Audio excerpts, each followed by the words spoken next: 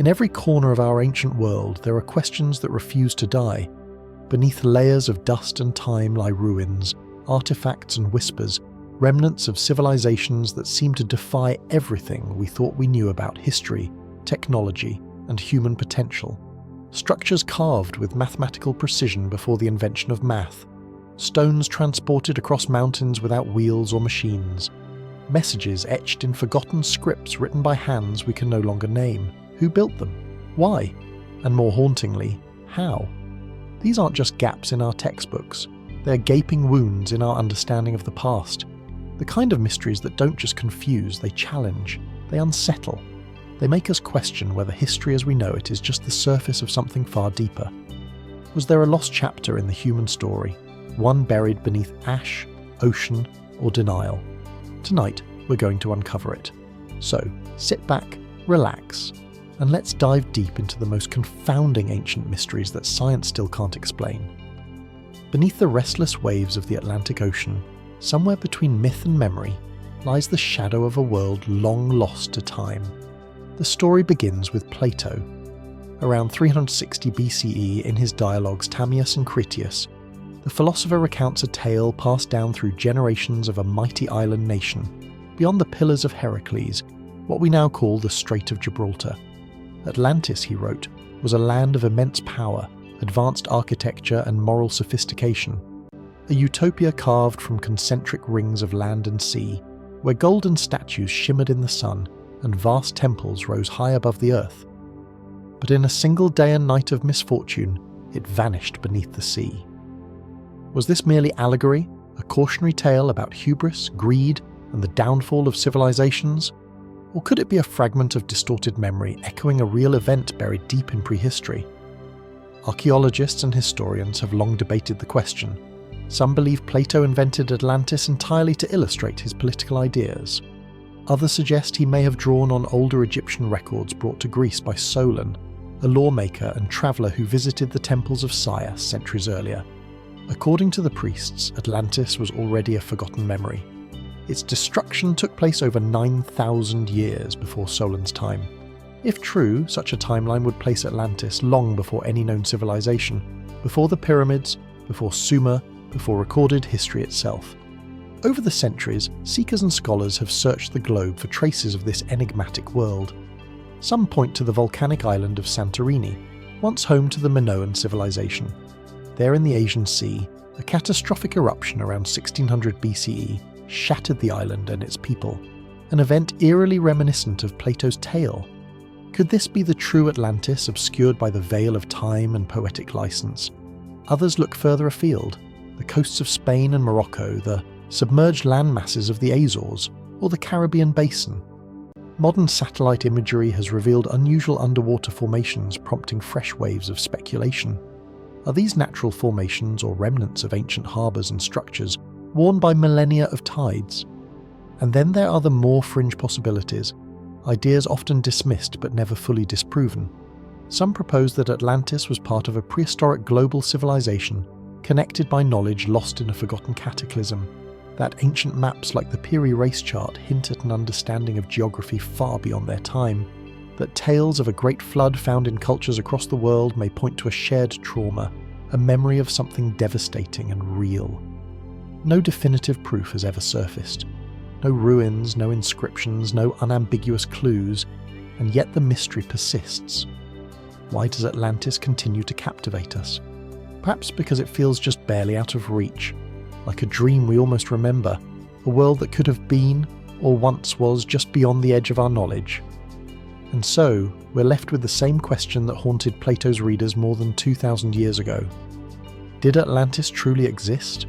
Or is its absence the greatest clue of all? And while the ruins of Atlantis remain elusive, buried beneath legend and sea, somewhere far from the ocean's reach, another ancient enigma rises from the dust of time. High on a windswept hill in southeastern Turkey, near the modern-day city of Şanlıurfa, a barren landscape stretches in every direction. Dry grass sways gently beneath a pale sky. To the untrained eye it seems unremarkable, quiet, even forgotten. But beneath this soil lies Göbekli Tepe, the oldest known temple complex on Earth. First uncovered in the 1990s, Göbekli Tepe shattered conventional timelines. Radiocarbon dating placed its construction at nearly 12,000 years ago, millennia before the pyramids, Stonehenge, or even the rise of agriculture. Massive T-shaped stone pillars, some weighing over 10 tons, stand in circular arrangements carved with intricate reliefs of animals, abstract symbols, and humanoid forms. How, and more importantly, why did people of the Stone Age, nomadic hunter-gatherers with no known writing, metal tools, or domesticated animals, manage to build something so complex, so deliberate, and so vast? Traditional narratives tell us that monumental architecture came after settled farming communities, that religion followed civilization. But Göbekli suggests the opposite. That belief ritual may have come first, that humans may have gathered not just to survive but to worship, to mark something sacred, to build meaning before they built cities. Archaeologists have excavated only a small fraction of the site, revealing dozens of these massive megaliths arranged in mysterious patterns. Some of the carvings are clear, foxes, snakes, birds, but others seem symbolic or astronomical. One pillar, known as Pillar 43, depicts a series of animals beneath a strange disk, which some researchers interpret as a form of protocol, or even a memory of a cosmic event like a comet strike. Still, much remains unknown. There is no writing to guide us, no graves, no clear answers. Mainstream archaeologists suggest Göbekli was a ritual centre built by scattered groups who returned seasonally for ceremonies. But other theories drift beyond the academic. Some see encoded messages in the carvings. Others propose lost technologies, ancient knowledge forgotten in the sweep of time. Was this truly the work of isolated foragers, or the legacy of a civilization older than any we've imagined? And why was it buried? At some point long after its use, Göbekli Tepe was deliberately entombed beneath layers of earth, a massive effort to hide it, protect it, or erase it. Was it abandoned and forgotten, or was something else at work? We still don't know. Today, as new layers are unearthed, the mystery deepens. With each pillar raised from the soil, more questions emerge than answers, and somewhere in that silence between stone and sky, one can almost feel the presence of something ancient watching, waiting to be understood. What was Göbekli? A temple, a turning point in human consciousness, or a message from a world we no longer remember? The past isn't gone, it's just buried, waiting. And while Göbekli challenges our understanding of when civilization began, another mystery far to the east asks a quieter yet equally profound question. How do you understand a person if you cannot read their words? In the dry riverbeds of what was once the fertile Indus Valley, the remnants of a forgotten world lie buried in the earth. Among the dust-covered bricks of Mohenjo-Daro and Harappa in what is now modern-day Pakistan and northwest India, archaeologists have uncovered the bones of a civilization that thrived more than 4,000 years ago and then vanished. It was vast, advanced, and astonishingly modern. The cities were laid out in orderly grids with multi-story buildings, public baths, drainage systems, and standardized weights. Evidence of trade routes stretching to Mesopotamia, artifacts of craftsmanship and culture, a society of organization and order. But what they believed, what they dreamed, feared, recorded, we simply do not know, because their writing, if it is writing at all, remains unread. Etched into soapstone seals, pottery, tablets and tools are rows of tiny symbols, often just a handful per inscription. Delicate, deliberate, and consistent. They show animals, geometric shapes, human-like figures, and markings unlike any known alphabet. Some appear to be digos, others pictographs, but no bilingual key has ever been found. No Rosetta Stone to unlock their meaning. Scholars have long debated whether this constitutes a true writing system. Some believe it was a proto-crypt, symbols used for trade or religious identity, but lacking grammar or sentence structure. Others argue it was a full complex language now lost to time, waiting for the right breakthrough to be read again. Why can't we decipher it?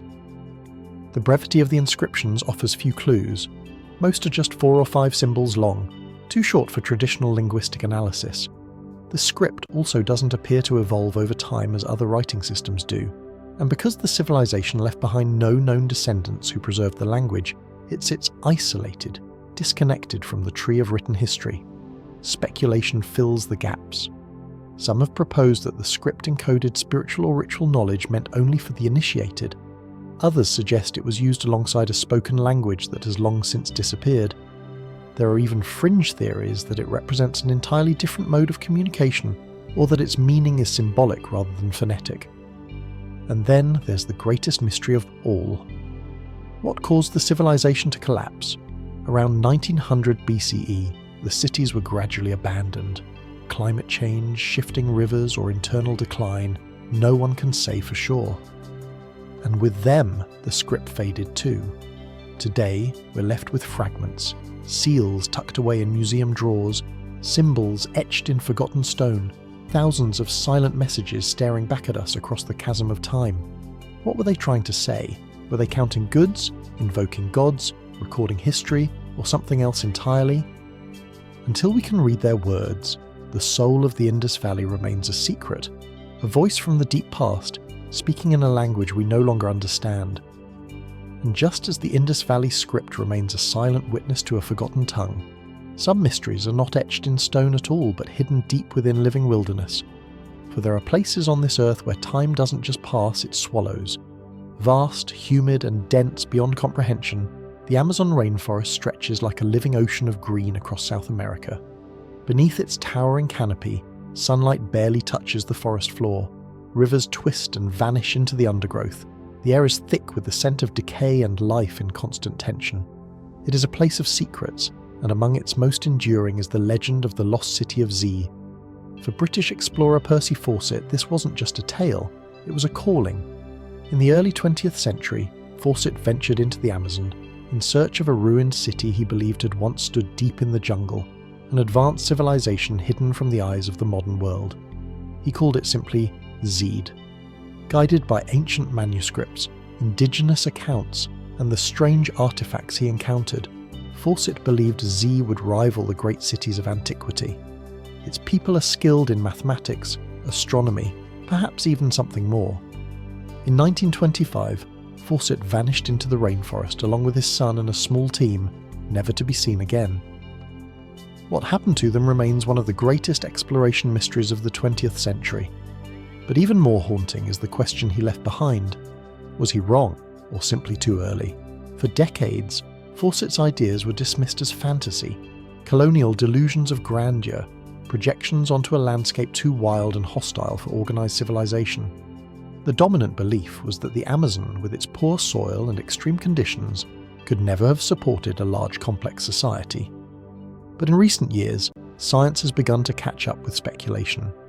Using satellite imagery and LAR scanning, researchers have uncovered vast networks of geoglyphs, causeways, and urban-like layouts buried beneath centuries of jungle growth. Hidden mounds and straight-line ditches suggest planning, intent. Evidence of agriculture, roads, and even possible ceremonial centres paints a picture far different from what was once believed. Is this Z, or 1,000 smaller Zs scattered across a forgotten Amazonian empire? Still, much remains hidden. The jungle reclaims quickly, and many of these sites are nearly inaccessible. The few that have been partially uncovered suggest a society both highly adapted to its environment and mysteriously vanished long before European contact and with little trace. Could there have been knowledge here we've yet to rediscover? Maps and myths passed down in the oral traditions of indigenous groups hint at something more. Structures made of stone and earth, places of power and purpose. And what of Fawcett himself? Did he find something and choose to stay?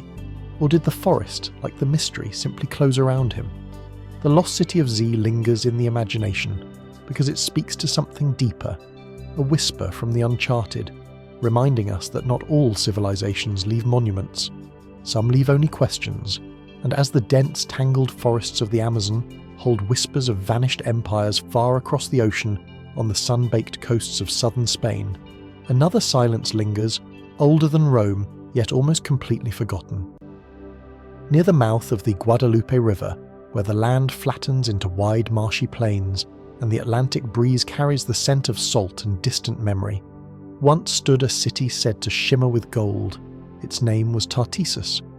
Mentioned in ancient Greek texts and Hebrew scriptures alike, Tartessos was described as a land of immense wealth, a place where silver flowed so abundantly it was said to be worthless. Herodotus spoke of it. So did Strabo and Evianos. The Old Testament may even reference it as Tarshish, a distant trading port where ships brought back treasures from across the known world. But what was Tartessos, and why did it vanish? By the first millennium BC, Tartessos had become one of the Western Mediterranean's great mysteries, a culture both part of the ancient world and curiously apart from it. Archaeological discoveries suggest they were skilled metalworkers, traders, and perhaps seafarers, maintaining contact with Phoenicians and Greeks. Their artistic style blended Eastern motifs with local flair. Their language is still undeciphered. Their script, known only from a handful of inscriptions, remains untreated. Unlike Rome or Egypt, Tartessos left behind no grand temples, no preserved cities of stone.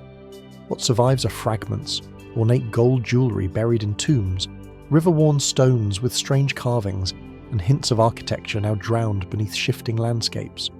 Some believe the Tartessians were a local culture who flourished for a time before being absorbed or destroyed, perhaps by war, perhaps by natural disaster.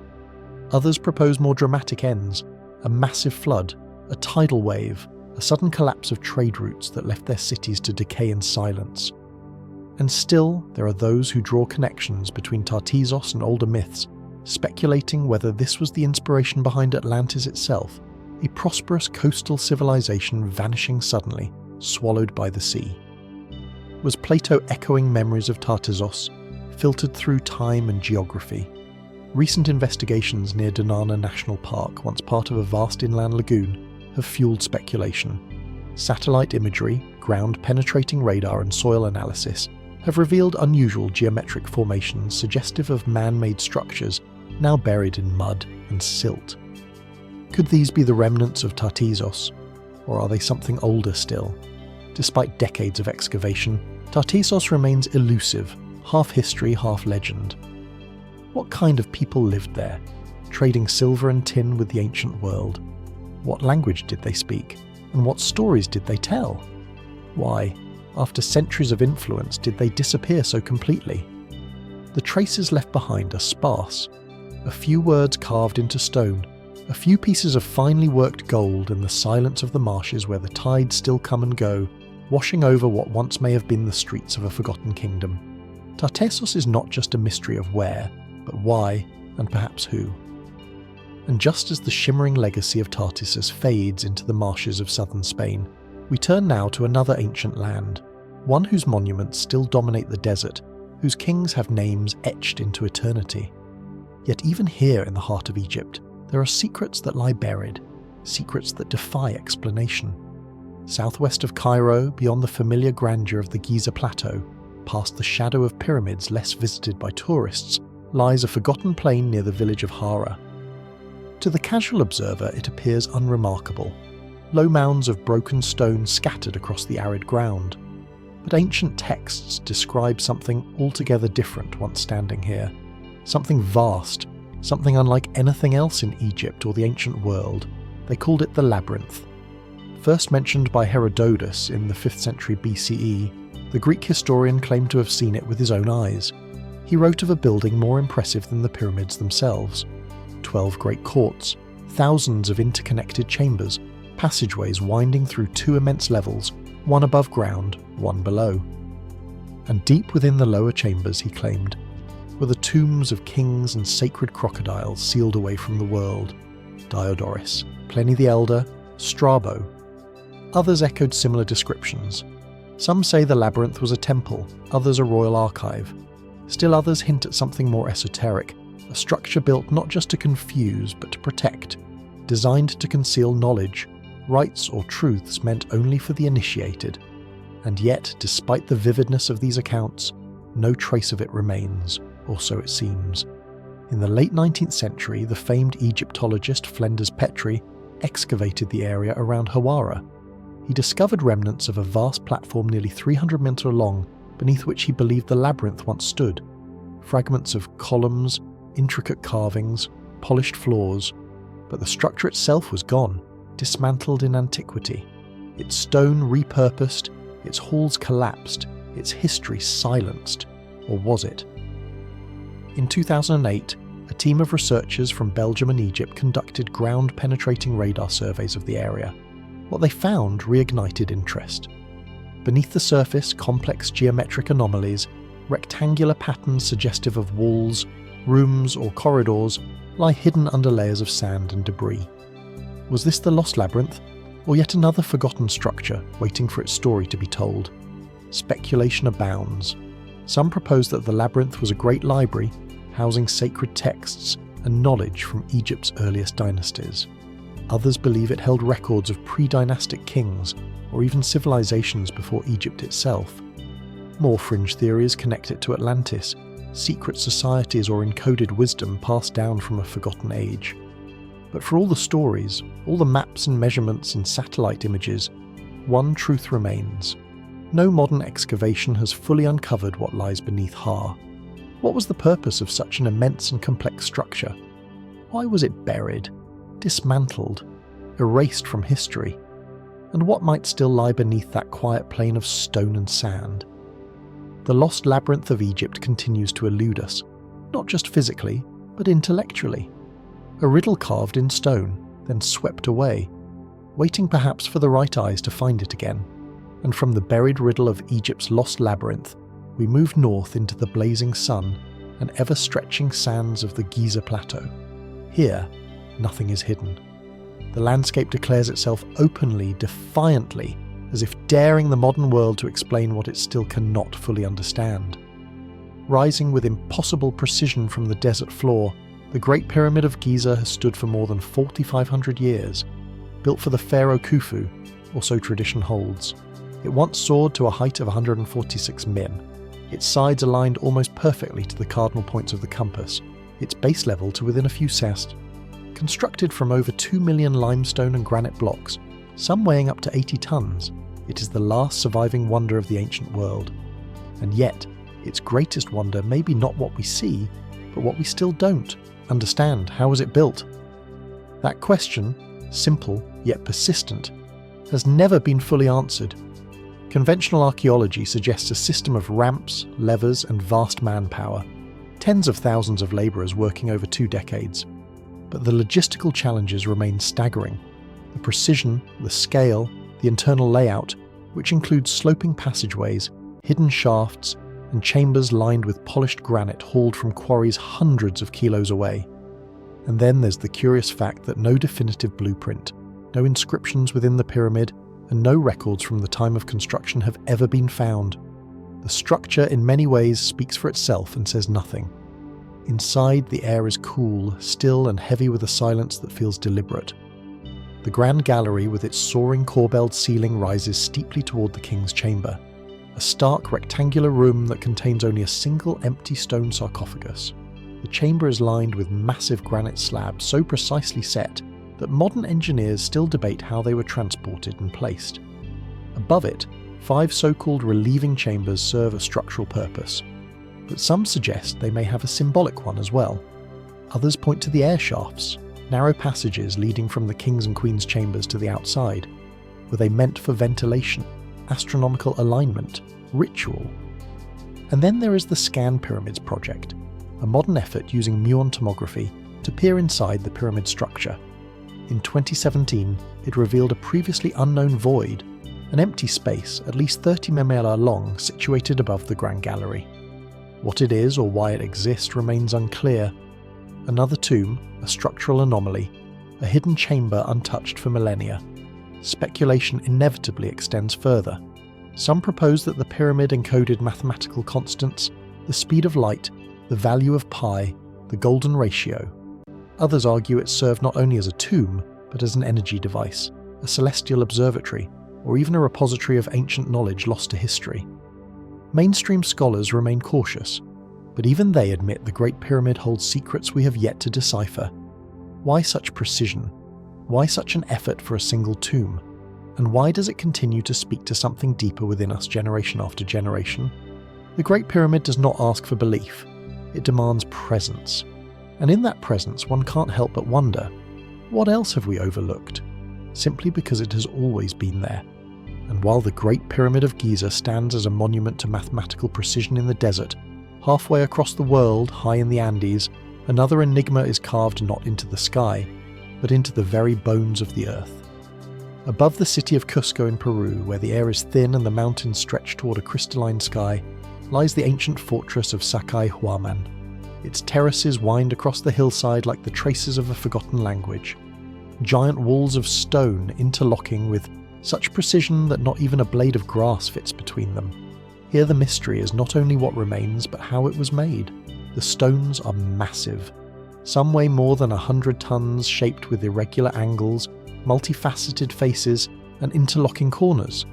They appear melted, moulded, or sculpted to fit, not by force but by intention. No mortar holds them together, and yet they've withstood centuries of earthquakes that have flattened modern buildings nearby. The walls bend and curve, embracing the contours of the land, flowing like architecture that understands movement. Mainstream archaeology attributes the site to the Inca Empire, whose stonework was famously refined. But even among Incan ruins, Sacaian stands apart, grander in scale and older in feel. Some scholars believe the Inca inherited the site, expanding upon foundations laid by a civilization before them, one whose name has been lost but whose stones remain. How did they cut these monoliths? What tools were used to create such flawless joints? And how were these immense blocks moved across rugged, uneven terrain without the wheel, without draft animals? Modern experiments with chisels and levers can approximate some aspects, but questions remain. There are no surviving plans, no texts describing the methods, only the stones themselves, silent, patient, untouched by time. Some suggest that a deep understanding of stone was passed down through generations, knowledge that combined physical technique with careful study of natural fractures and mineral patterns. Others look further afield. Did these builders use heat, vibration, a lost technology no longer understood? And then there are the theories that step outside conventional frameworks entirely. That the stones were softened chemically, moulded like clay. That sound frequencies played a role. That what we're seeing is not just engineering but intention geometry with purpose. A language written in mass and angle meant to communicate something long forgotten. Sacaian is not just a wall, it is a statement, a challenge. It asks us not just how it was built, but why. Was it purely defensive, ceremonial, astronomical, or something stranger still aligned with energies we no longer measure, calibrated to a worldview we no longer share? And why, with all our tools, can we not replicate its elegance? Perhaps the mystery of Sacaian is not in what is missing, but in what remains. Stone shaped without arrogance, silent but unyielding. A message perhaps not meant to be read but to be felt, and in that feeling we are left to wonder who they really were and what they knew that we have since forgotten. And from the high ridges of the Andes, where Sacsayhuaman stones hold their silent symmetry, we journey eastward to a place where the earth itself seems carved with impossible intent. In the Baker Valley of modern-day Lebanon, beneath the backdrop of distant mountains and olive groves, lie the colossal ruins of Baalbek. At first glance, Baalbek appears to be a Roman marvel. Towering Corinthian columns, remnants of what was once the Grand Temple of Jupiter, stretched toward the sky. But beneath these classical remains is something far older and far stranger. Massive stone blocks form the platform upon which the Roman temple was built. These are not ordinary foundation stones. 3 of them, known collectively as the trilithon, each weigh around 800 tons. Nearby, partially buried in the earth, lies the even larger stone of the pregnant woman, estimated at over 1,000 tons. And more recently, yet another megalith was discovered still embedded in its quarry, heavier than them all. Cut, shaped, and moved with such precision and scale, these blocks pose questions that echo far beyond the stones themselves. How are they quarried and transported? Mainstream archaeology suggests a combination of ramps, rollers, and manpower. The Romans certainly had the engineering skill to construct monumental architecture, but many experts believe these blocks predate the Roman temple by centuries, possibly millennia. The precise dating remains unclear. No inscriptions link the megaliths to a known culture, and no ancient texts describe their construction. So we are left with theories. One posits that the stones were dragged from the quarry using wet sand, sledges, and teams of labourers. But even this explanation struggles under the sheer weight involved. The terrain between quarry and platform is uneven with no clear evidence of such infrastructure. And once at the site, how were they lifted, aligned, and set with such precision? The blocks sit so tightly together that even today a knife blade cannot slip between them. Their surfaces are flat, their angles sharp, as if the stone were cut not by crude tools, but by something more refined, more deliberate. Speculative ideas naturally follow. Some suggest that the megaliths are remnants of a much older, forgotten civilization, one whose knowledge of stonework surpassed what we typically associate with the ancient world. Others believe Baalbek was once a sacred or energetic centre, its stones laid out to harness natural forces. There are even proposals linking it to biblical lore, suggesting that Baalbek was once known as the city of Cain, or even built by giants. And yet no definitive answer has emerged. Why go to such lengths to move stones no one could see buried beneath later temples? What purpose did they serve that justified such monumental effort? Was it architectural ambition, or was it something deeper? The Baalbek megaliths challenge not just our understanding of engineering, but of intention. They ask us to look closer, not just at how civilizations build, but why. And as the sun sets over the shattered columns and long-forgotten stones, one can't help but ask, what knowledge was once held in this place, now lost beneath centuries of silence and stone? And as the massive stones of Baalbek rest in silence, half buried in the soil of antiquity, we turn to a windswept plain far to the north, where another circle of stones rises from the mist, not buried but standing, watching, as if waiting on the grassy expanse of Salisbury Plain in southern England, surrounded by fields and sky. The ancient monument known as Stonehenge casts its long shadow over both land and time. The scene is stark, yet strangely serene. Giant sarsen stones weathered by thousands of winters stand in deliberate formation, some capped with lentils that seem to defy gravity. Around them, smaller blue stones transported from over 150 mass away from the inner rings. Stonehenge is a structure defined as much by what we don't know as by what we see. Built in stages over a span of more than 1,000 years, beginning as early as 3000 BCE, Stonehenge predates the written word in Britain. No records exist to explain who built it or why, and yet its construction displays a knowledge of geometry, astronomy, and landscape alignment that continues to astonish. The stones are arranged with astonishing precision. On the summer solstice, the rising sun aligns perfectly with the heel stone, casting its light through the heart of the monument. Similar alignments mark the winter solstice and other celestial events. Was this a calendar? A ceremonial observatory? A site for rituals marking life, death, and the turning of the seasons? Archaeological evidence suggests Stonehenge was part of a much larger sacred landscape connected to other sites via pathways, ditches, and timber structures. Nearby Durrington walls, for instance, show signs of feasting and gathering, perhaps hinting at pilgrimage or ritual use. Human remains found at the site also suggest it may have served as a kind of burial ground, though not exclusively. But the methods of construction remain as perplexing as the purpose.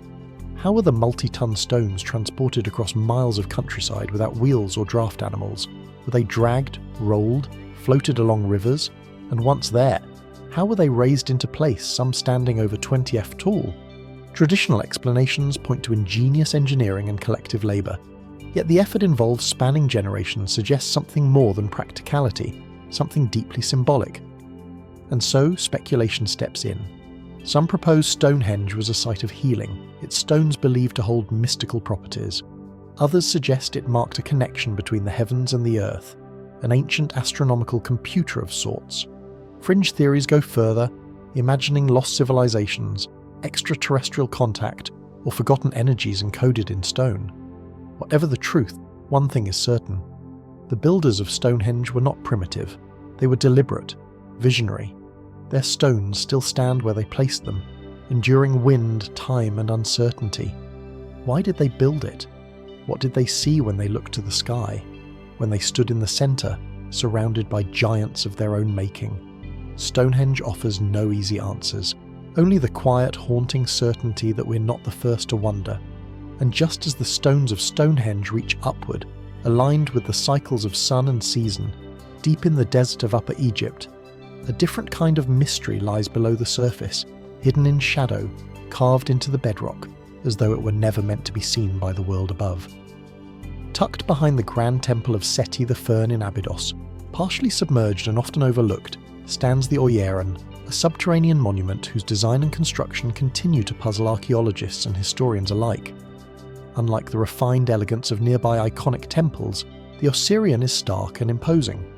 Its core structure is built from massive granite blocks, some weighing up to 60 tons, placed with striking precision. The pillars are squared, monolithic, and bare, their simplicity contrasting sharply with the elaborate reliefs of the Seti temple above. There are no inscriptions to guide us, no grand declarations of purpose. The person speaks not through words, but through weight and silence. Mainstream Egyptology attributes the structure to the reign of Seti the Fern around the 13th century BCE. Indeed, the temple above bears his cartoony, and a connecting passage links the two complexes, but questions quickly emerge. The architectural style of the Onion is markedly different, megalithic, austere, and seemingly older in form. Some scholars suggest it may have been a symbolic tomb for the god Osiris, echoing myths of death, rebirth, and the underworld. Yet, the granite used in its construction had to be transported from Aswan, over 100 meters to the south, a monumental task even for Egypt's seasoned builders, and the site's position below the water table means that even in ancient times it would have been partially flooded. Was this deliberate? Did the builders mean for the monument to interact with water, to reflect, submerge, or echo something deeper than architectural intent? More speculative voices ask whether the Onion is far older than Saidi's time. Some note similarities between its megalithic design and pre-dynastic structures found in other parts of the world. Was this, they wonder, a repurposed site adopted by the Egyptians, but built long before them by a civilization whose memory has vanished? Then there's the so-called Flower of Life, a geometric pattern etched lightly into one of the granite pillars. Though likely added much later, its presence has sparked modern fascination, with claims of sacred geometry, hidden knowledge, and mathematical resonance embedded within the stone itself. Yet amid the speculation, the Osirian remains defiantly opaque. Why build such a monumental structure in such an inaccessible location? Why the absence of inscriptions in a culture obsessed with recording every detail of its sacred architecture? And what truly was the purpose of this place, buried, flooded, and forgotten? Perhaps the Osirian was meant to remain hidden, a sacred chamber not for the living, but for gods and myth. Or perhaps it is a fragment of a deeper story, one we've only begun to uncover. Its stones do not answer, they simply endure. And in their silence they ask a question we still cannot escape. How much of the past have we truly remembered? And how much have we yet to rediscover? And while the Osirian lies hidden beneath the sands of Egypt, whispering from the deep past in carved granite and shadowed silence, another mystery rests far beneath the sea. Carved, it seems, from the very bedrock of the earth and revealed only by accident. Off the southern coast of Japan, near the remote island of Yonauni, divers exploring coral reefs in the mid-1980s discovered something extraordinary. A vast underwater formation, angular and tiered, as if sculpted by deliberate hands. It quickly became known as the Yonauni Monument, and ever since it has hovered in that curious space between geology and archaeology, between nature and lost civilization. Submerged beneath nearly 25 seah of water, the monument appears like a sunken ziggurat. Its broad, flat platforms, straight-edged steps, and perfectly linear walls rise from the ocean floor with startling symmetry. The angles are sharp, the corners precise. Wide terraces lead to what some describe as stairways. Flat planes intersect at 90-degree angles, and massive stone blocks seem to form passageways and corridors. One feature, dubbed the stage, resembles an altar, another a stepped pyramid. Could this truly be natural? Some geologists believe so. They argue that the monument is a product of natural fracturing, sandstone shaped by tectonic movement and erosion overlaid with millennia of wave action. In a region prone to seismic activity, straight lines and sharp breaks, they suggest, are not unusual. The sea, after all, has its own artistry, but others are not so certain. Marine geologist Masaki Kimura, who spent years studying the site, has identified what he believes are stone roads, retaining walls and even carved symbols, features that he claims could not have formed naturally. He proposes that the monument was once part of a coastal city built over 10,000 years ago, before the end of the last ice age when sea levels were significantly lower. If true, it would suggest a civilization far older and more advanced than anything currently known from the region, one that predates ancient Mesopotamia, ancient Egypt, and would challenge the entire timeline of human development. But evidence remains elusive. No tools, no pottery, no human remains have been recovered. Just the shape, the structure, and the enigma. Is it a case of pareidolia, the human tendency to see patterns and meaning in natural forms? Or are we glimpsing the submerged ruins of a culture lost to rising seas and time? Speculation stretches further still. Some draw connections to ancient flood myths, echoes of a time when the ocean swallowed entire worlds. Others suggest Yonaguni could be a remnant of Mu or Lemura, hypothetical lost, continents theorized to have once existed in the Pacific. Such ideas drift on the edge of history and imagination, compelling precisely because they refuse to be proven or disproven. What do we make of a monument that offers no clear origin, no name, no language? As currents pass silently over stone, the Yonauni monument remains still, massive, unmoving, unanswered, a riddle beneath the waves. And so we ask, was this place ever touched by human hands? Or is nature itself trying to tell a story we've yet to understand? And as we leave behind the Yonauni monument, still submerged in salt water and mystery, we now rise into the hills of western India, where stone tells a different story, not of erosion or seismic fracture, but of purposeful removal, a structure not built with stone, but from it. In the small town of Ura, carved into the rocky cliffs of the Sahyadri Hills, stands one of the most astonishing architectural achievements in human history, the Kyasa Temple. It does not sit at the top of the rock. It was not assembled stone by stone. Instead, it was carved downward from a single solid basalt cliff. Over 200,000 tons of stone are believed to have been removed meticulously, with almost surgical precision to reveal an ornate freestanding temple complex, complete with pillars, shrines, courtyards, staircases, and intricate sculptures. All shine from the living mountain.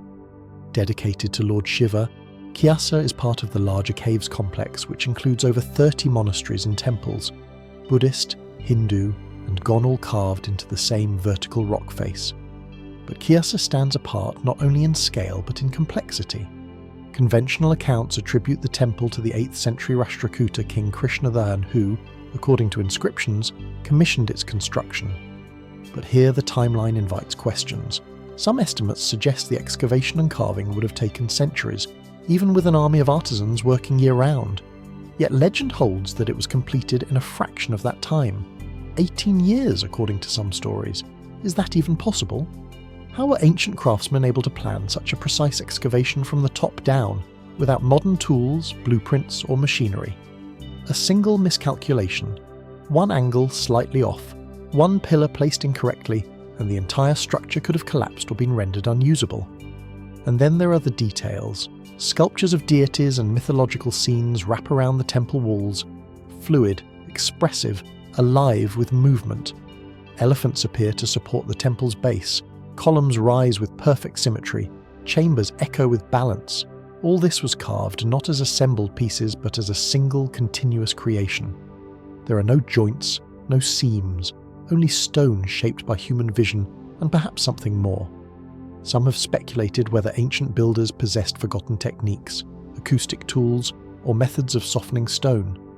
Others have wondered whether the site predates its official timeline, built upon earlier foundations that stretch further into the past than we dare imagine.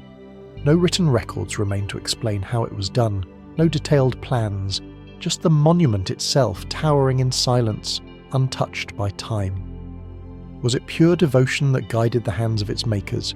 Was it ambition, artistry, or something we no longer understand?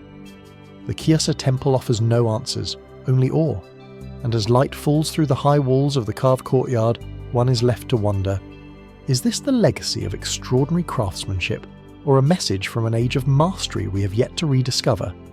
And from the sunlit courtyards of Kyasa, carved down through sacred basalt, we now move beneath the surface of the earth into darkness, into silence, into a mystery unearthed not by archaeologists or scholars, but by chance. In the quiet village of Xianbun in China's Jiang province, a curious discovery was made in 1992. locals draining what they believed were ordinary ponds uncovered something entirely unexpected: vast hand-carved chambers hidden beneath the water. As more were revealed, a deeper truth emerged. These were not natural caves. They were the Long Yu Caves, an underground complex unlike anything else in China or the ancient world. Today, 24 of these chambers have been found. Each is massive in scale, some reaching up to 30 meters in height. The walls, ceilings, and supporting pillars are carved with remarkable uniformity, all bearing the same distinctive pattern: parallel diagonal chisel marks that cover every surface with mathematical precision. And yet, not a single historical record exists to explain them. No ancient text, no oral tradition, no name attached to their creation. For a country with such a rich and meticulously chronicled history, the silence surrounding the Long Yu Caves is as astonishing as the structures themselves. Why were they built?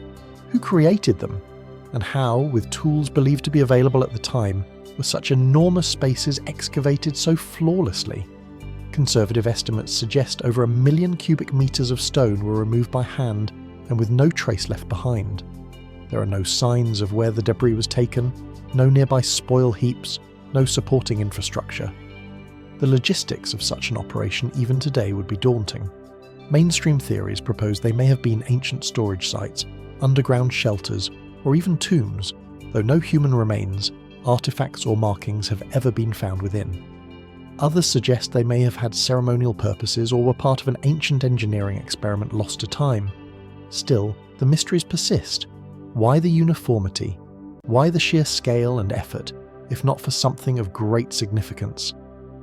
And why have these chambers remained hidden, completely unknown for thousands of years, even to those who lived directly above them?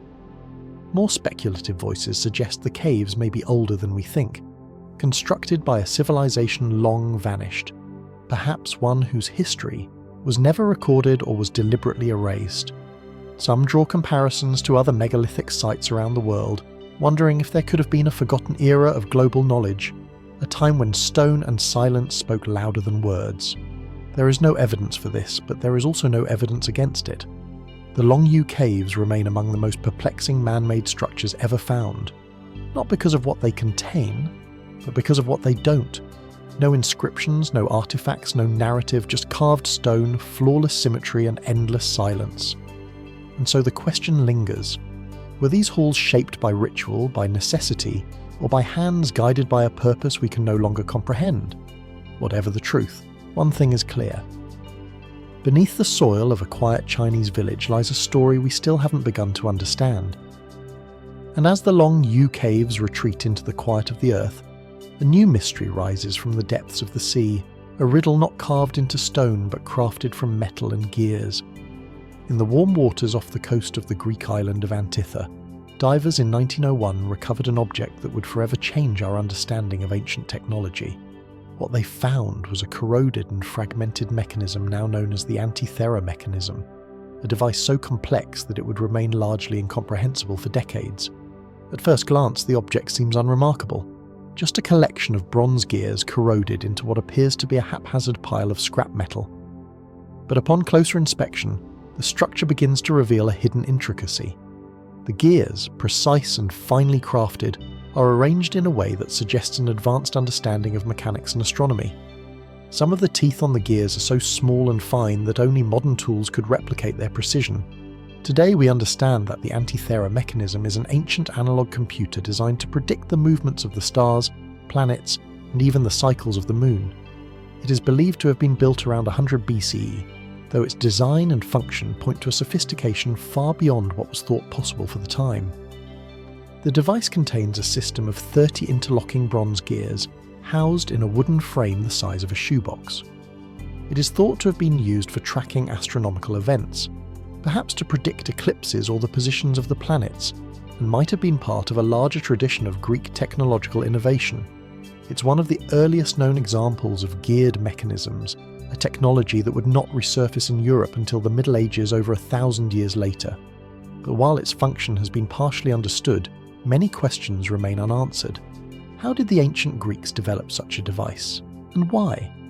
The complexity of the Antithera mechanism suggests a knowledge of mechanical engineering that seems out of place in the ancient world.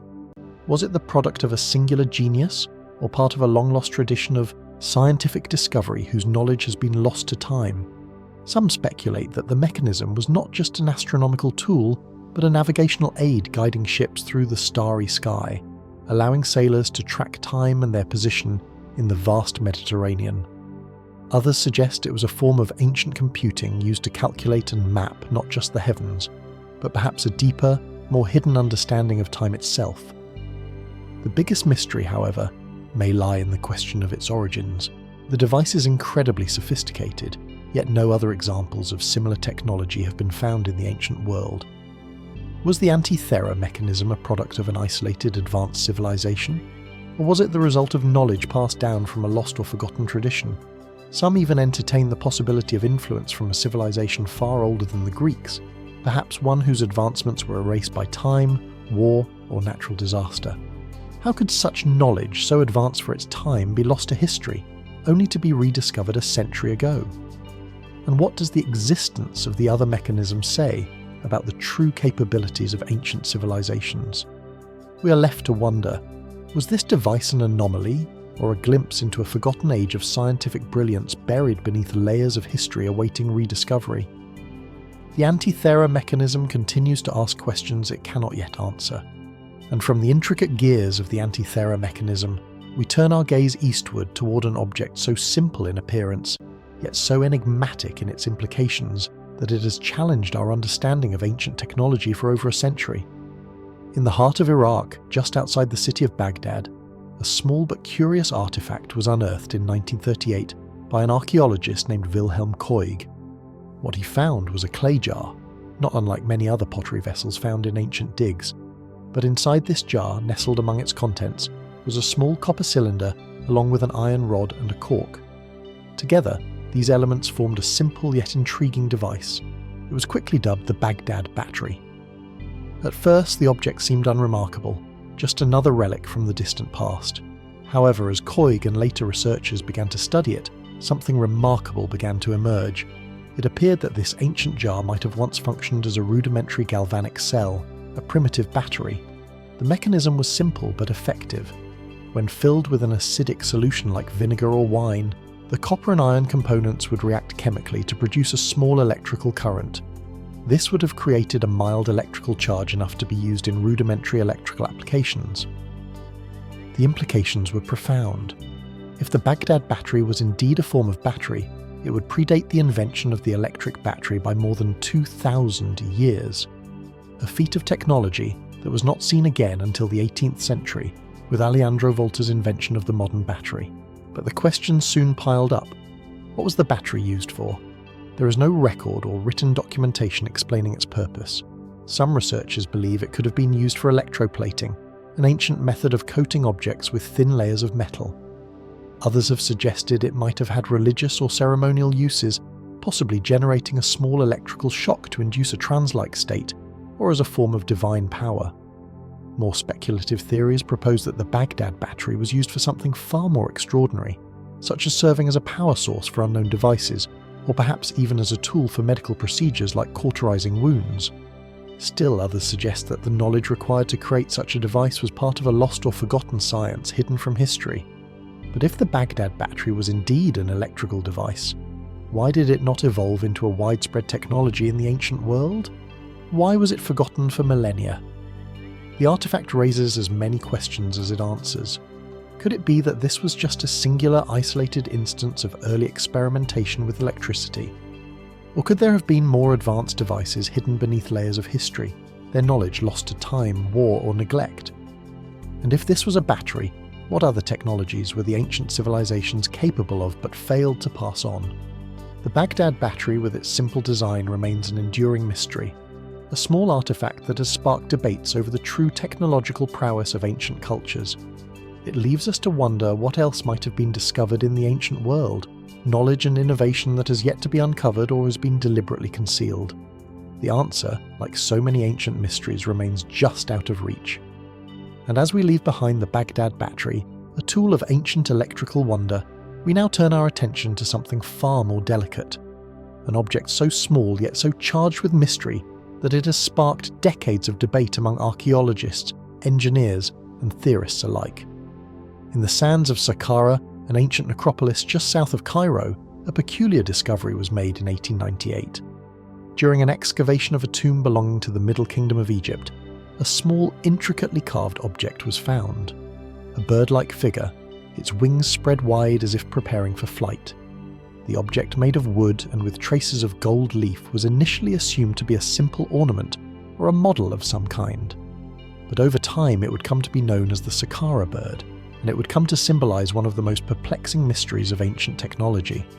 At first glance, the bird seems relatively straightforward.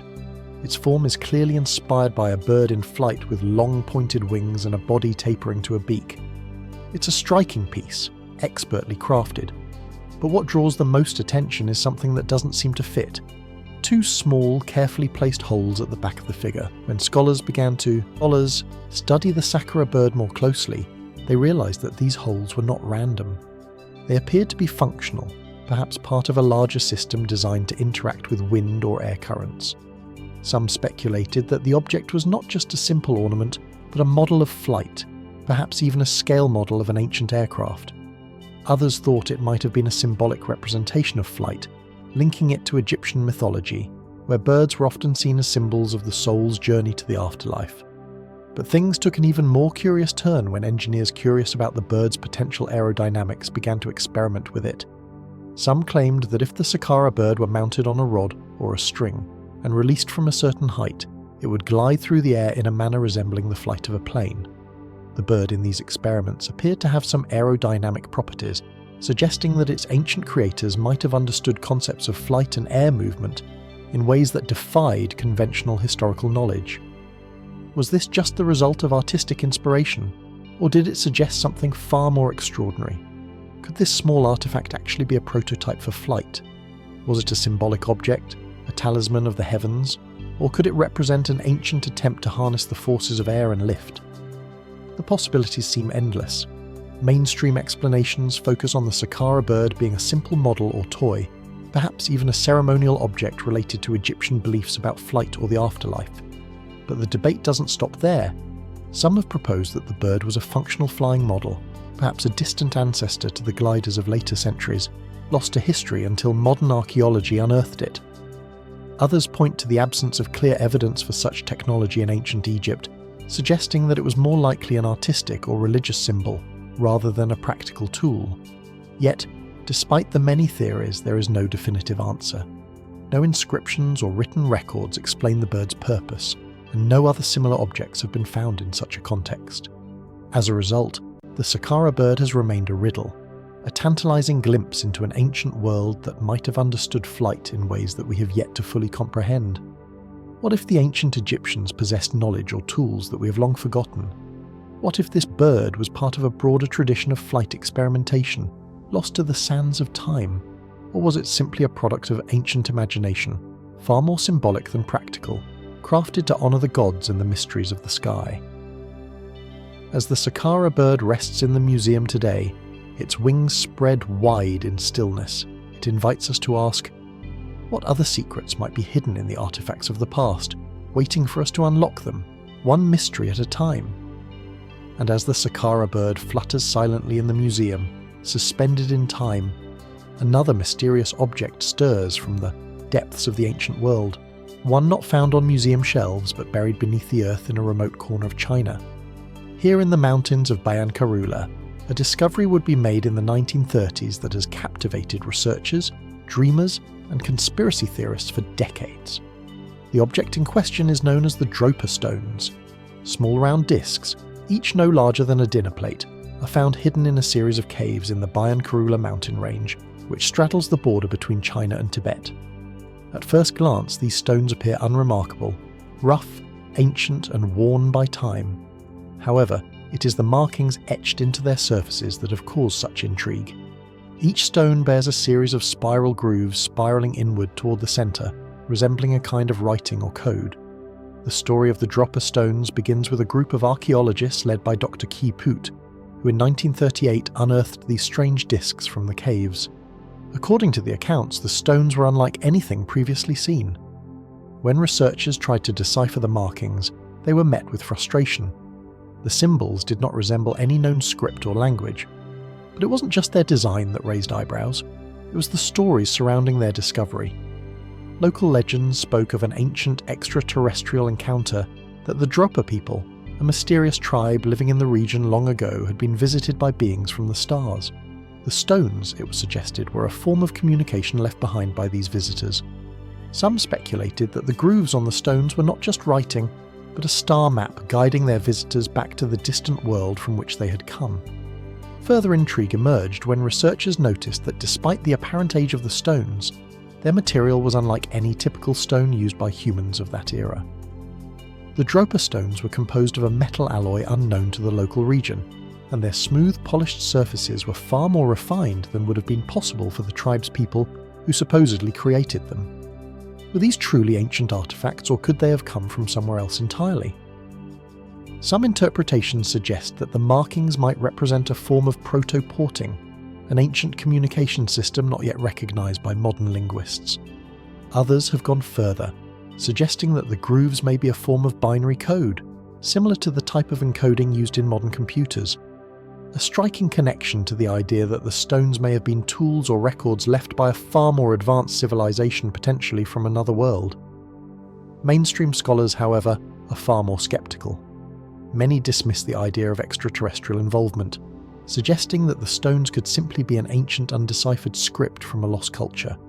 Some even question whether the Dropstone stones are genuine at all, with various reports suggesting that they might be a hoax, an elaborate fabrication or misinterpretation of local folklore and existing artifacts.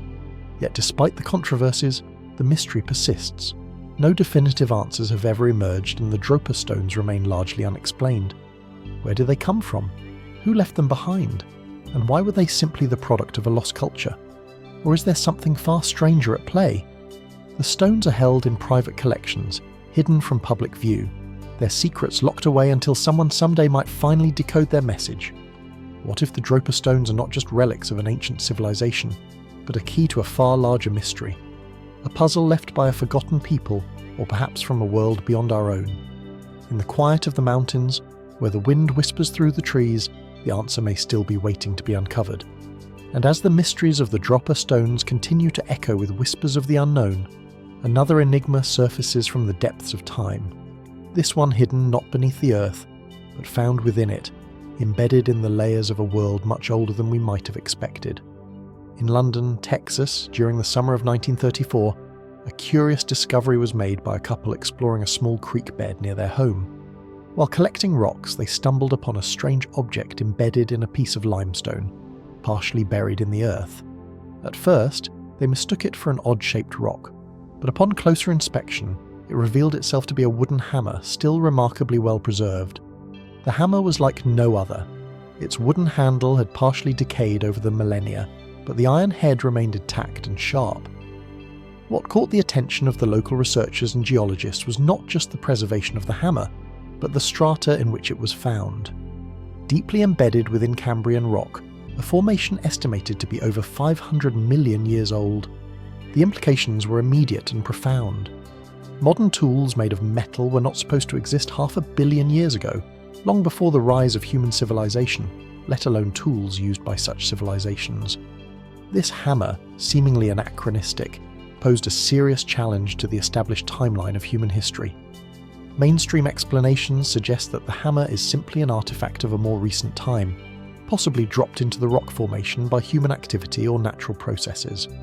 The theory of intrusive artifacts suggests that the hammer could have been displaced into the ancient rock strata through natural erosion or geological shifts. Though this explanation leaves many questions unanswered, yet there is something unsettling about the hammer's condition.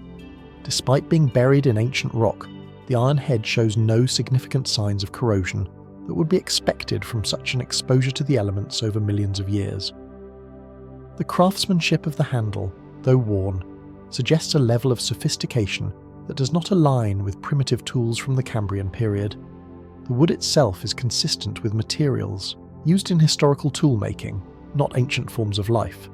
Could this be a relic of an ancient culture lost to time, or perhaps a tool from a much older forgotten civilization whose history was wiped away by some global catastrophe? Further speculation moves even farther beyond conventional thought.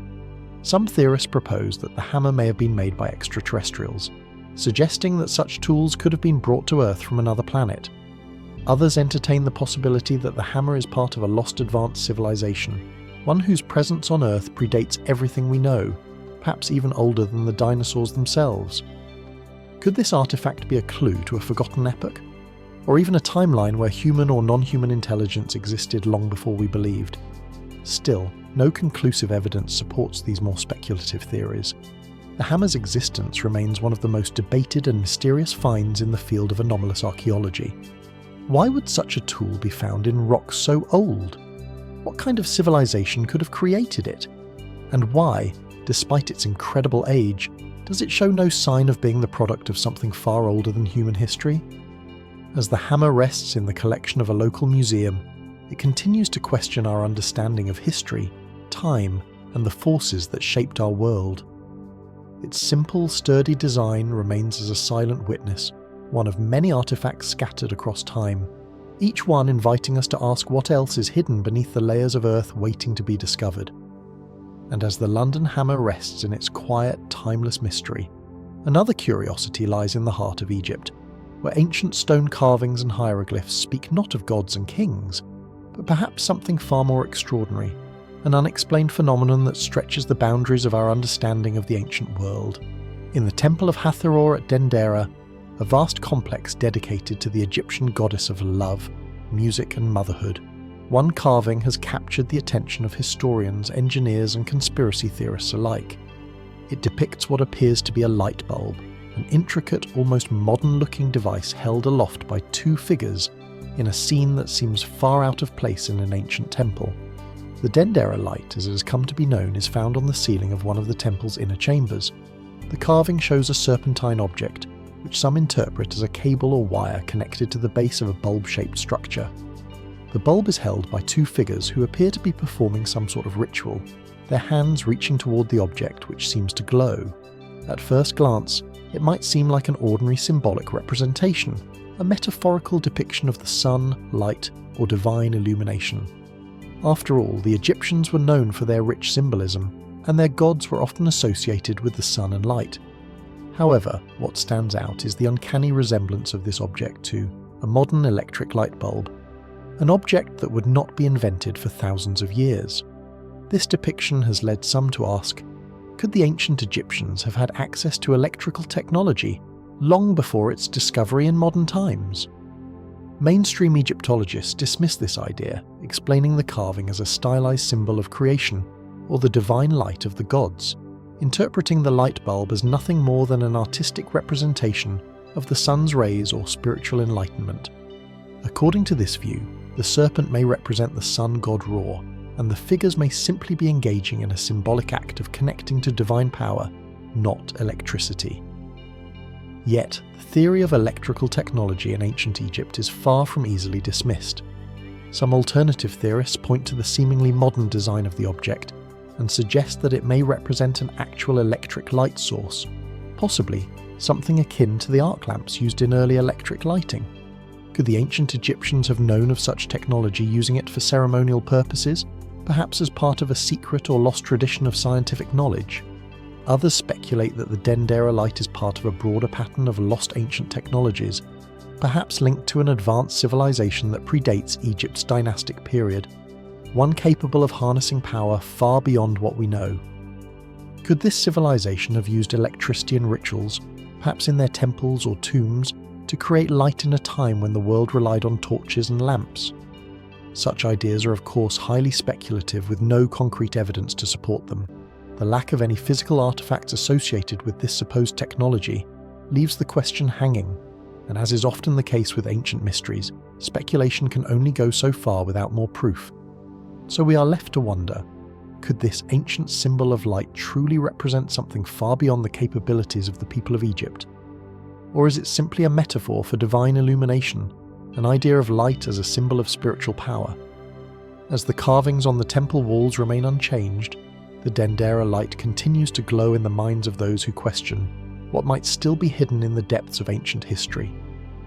The truth, like the light itself, may remain elusive, shrouded in the sands of time. and as the Dendera light flickers in the shadows of speculation, we turn to another mysterious artifact. One found not in a grand temple, but in the quiet ruins of an ancient civilization, far from the bustling centres of Egypt and Mesopotamia. Here in the southern region of Iraq, near the site of Ubad, lies a mystery that seems to reach beyond the realm of the human world.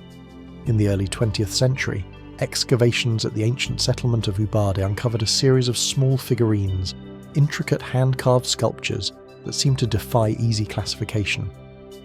At first glance, they appear to be representations of human figures, but upon closer inspection, their faces, their bodies, and especially their eyes suggest something far stranger. The Ub figurines are often described as depicting lizard-like beings with large, bulging eyes and angular reptilian features. Their bodies are slender with elongated limbs and exaggerated, often stiff postures. The level of detail and the unsettling nature of the figures has led many to speculate on their true meaning.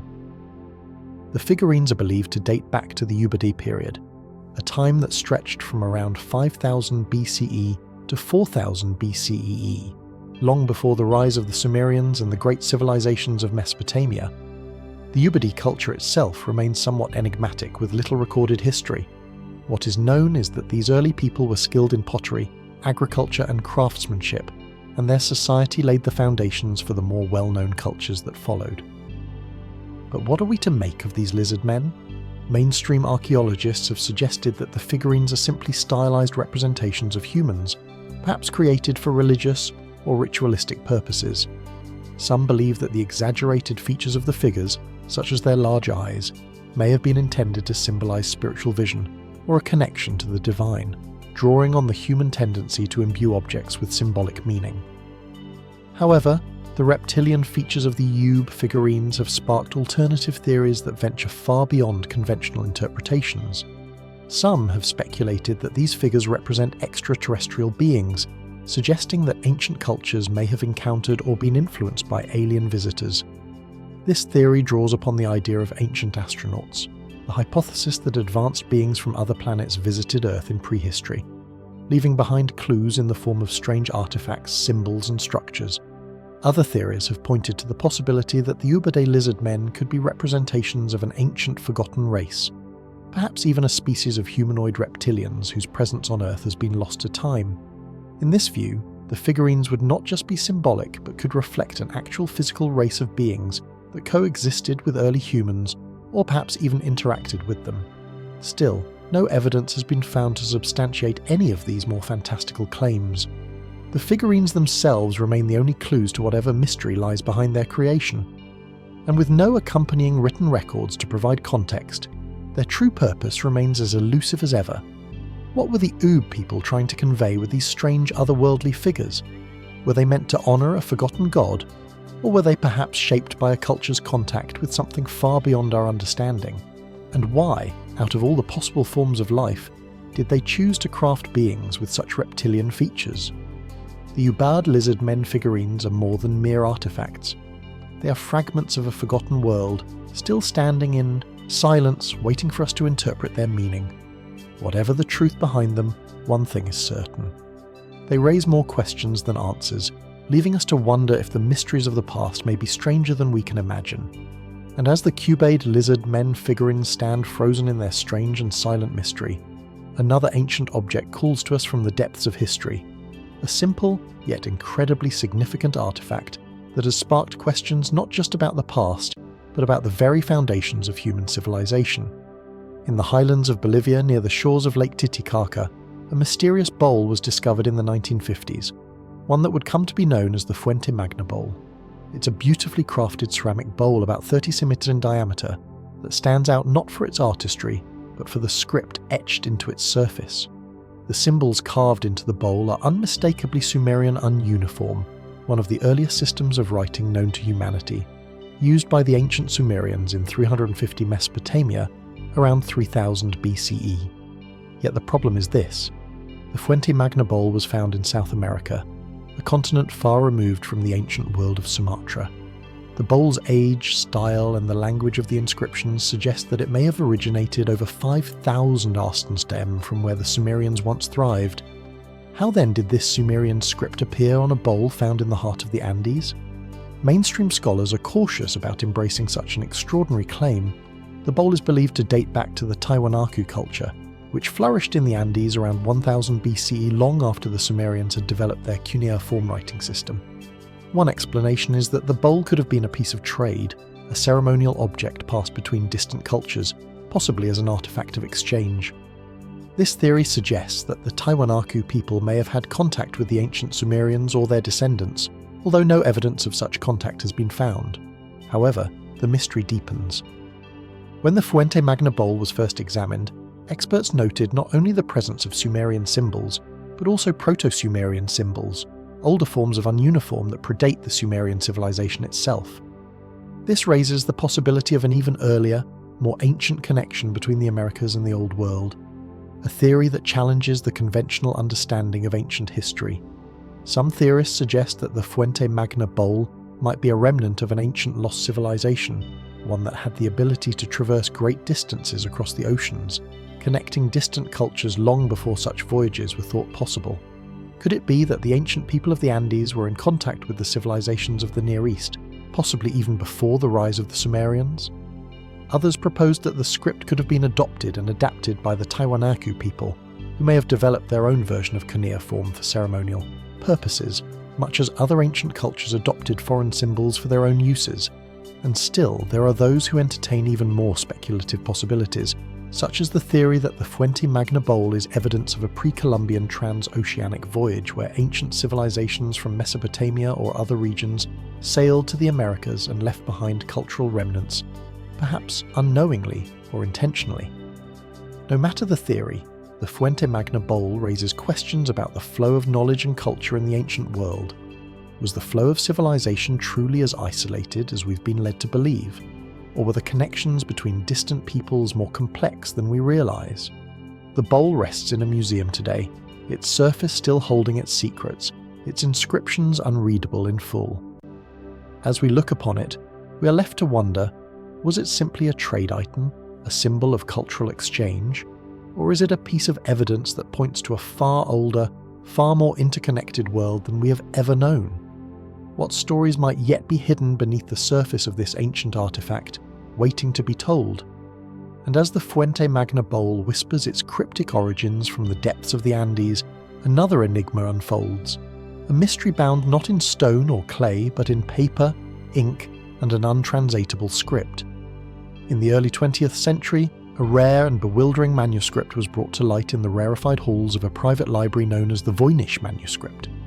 It is a work that has confounded scholars, linguists, and cryptographers for centuries, remaining one of the most perplexing unsolved riddles in the world of ancient texts. The manuscript itself is a small hand-bound book, approximately 240 pages, filled with vibrant illustrations of strange plants, astronomical diagrams, and curious human figures. Its pages are densely packed with an unknown script, a series of glyphs that defy any known language or cipher. No one has ever been able to definitively decode its writing. No one can say for certain who wrote it, when, or why. The manuscript is named after Wilfrid Voynich, the antiquarian who purchased it in 1912, though its origins date back to the 15th century, perhaps earlier. Radiocarbon dating of the vellum has placed its creation at around 400 to 1438 CE. Though the specifics of its authorship remain unclear, it has been suggested that the manuscript could have been created by an alchemist, a scholar, or a scribe. But its purpose is even more elusive. What makes the Voynich manuscript so strange isn't just the unreadable script, but the content itself. The botanical illustrations, for example, show plants that do not appear to exist anywhere in nature. Plants with bizarre features, blending characteristics of known species with entirely fantastical traits. Some of the drawings suggest a deep understanding of plant life, but no known plants can be identified. The astronomical diagrams are equally perplexing. They appear to map the stars, the sun, and the moon, but with peculiar variations and alignments that do not match any known system of astrology or astronomy. The manuscript even features human figures, sometimes depicted engaged in strange activities such as bathing in pools of water, surrounded by bizarre symbols or engaging with unusual machines. This combination of incomprehensible text, strange drawings, an unfamiliar concept has led many to speculate on its origins. Was it the product of a lost civilization with knowledge we have yet to uncover? Or could it be a work of fiction, a carefully crafted hoax designed to mystify and deceive? Cryptographers, linguists, and computer scientists have spent decades attempting to crack the code of the manuscript's text.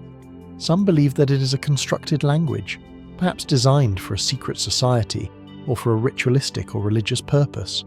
Others have suggested it might be the work of a single brilliant individual whose writings were deliberately designed to confuse and baffle.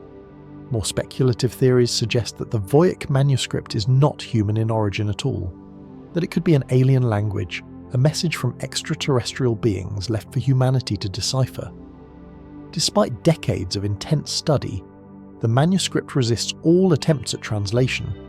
The script does not match any known language or cipher, ancient or modern, and attempts to match it to other texts have proven futile.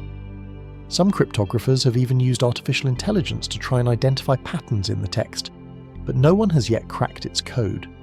The mysteries of the manuscript are as much about the questions it raises as about the answers it refuses to provide. Who wrote it? Why? What knowledge does it contain, if any?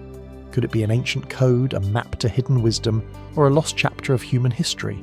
As the manuscript sits in the vaults of the Yale University Library, its pages filled with symbols and images, it calls out to those who are willing to listen. But perhaps the greatest mystery of all is not just in the text itself, but in the question of why such a document would be created, why it was hidden, why it was preserved, and why after centuries it remains unsolved. What if the Voynich manuscript is not just a book, but a key? One that when unlocked will change our understanding of history, language and knowledge itself. Or perhaps it is simply a riddle meant to remain unanswered, forever enigmatic. And as the Voynich manuscript keeps its secrets locked in an impenetrable code, another strange and cryptic text rises from the depths of history, this time from the heart of Central Europe. In the 19th century, amidst the rolling hills of Hungary, an even more perplexing document was uncovered, the Rohansex. The CX, a small leather-bound book filled with intricately drawn illustrations and an entirely unknown script, was discovered in 1838 by the Hungarian scholar Károly Jamboki. Though its origins remain shrouded in mystery despite its uncertain beginnings, the Rohan Codex has endured as one of the most enigmatic texts in the world. Unlike the Voynich manuscript, which primarily draws attention for its unknown script, the Rohan CX is equally fascinating for its combination of bizarre illustrations and a completely unique writing system never seen before or after in recorded history. At first glance, the illustrations in the Codex are startling in their diversity and complexity. The pages are filled with intricate images of animals, human figures, and symbolic scenes. Some resembling medieval European imagery, others evoking distant and strange lands. There are depictions of ritualistic ceremonies, warfare, and what appear to be mythological creatures, all of which raise more questions than they answer. These images alone would make the Codex intriguing, but it is the script that truly defies all attempts at understanding. The writing is a series of symbols and glyphs, some resembling ancient runes, while others appear to be completely invented. Despite many attempts to decipher it over the years, no linguist or historian has been able to identify its meaning or connection to any known language. The text doesn't match any known writing system, be it ancient or modern, and it does not appear to follow any linguistic pattern, leaving researchers to speculate about its origins. Some theories suggest that the Rohan CX might have been created by an isolated sect or religious order, perhaps in the medieval period, with the symbols representing an entirely unique language, possibly even a secret code. Others propose that it was a work of artistic imagination created by an individual or group for some personal or ritualistic purpose, though no one knows why they would craft such a complex and indecipherable language. More fringe theories point to even more tantalizing ideas. Some believe the Codex may be evidence of lost civilizations, suggesting that the text is a remnant of a culture that disappeared before it could pass its knowledge on to later generations. Others speculate that the script is extraterrestrial in origin, a communication system left by beings far beyond Earth's shores, offering a clue that humankind has yet to uncover. The bizarre nature of the images and their seemingly otherworldly qualities only fuels these theories. Despite being studied by scholars, cryptographers, and even computer scientists in modern times, the Rohan Codex continues to defy explanation. Some argue that it is a medieval hoax, perhaps created as a work of art or a religious manuscript designed to confuse or intimidate. Others believe that its meaning is simply waiting to be discovered, buried beneath centuries of misinterpretation. The Codex now rests in the Hungarian Academy of Sciences, its pages still holding their secrets close.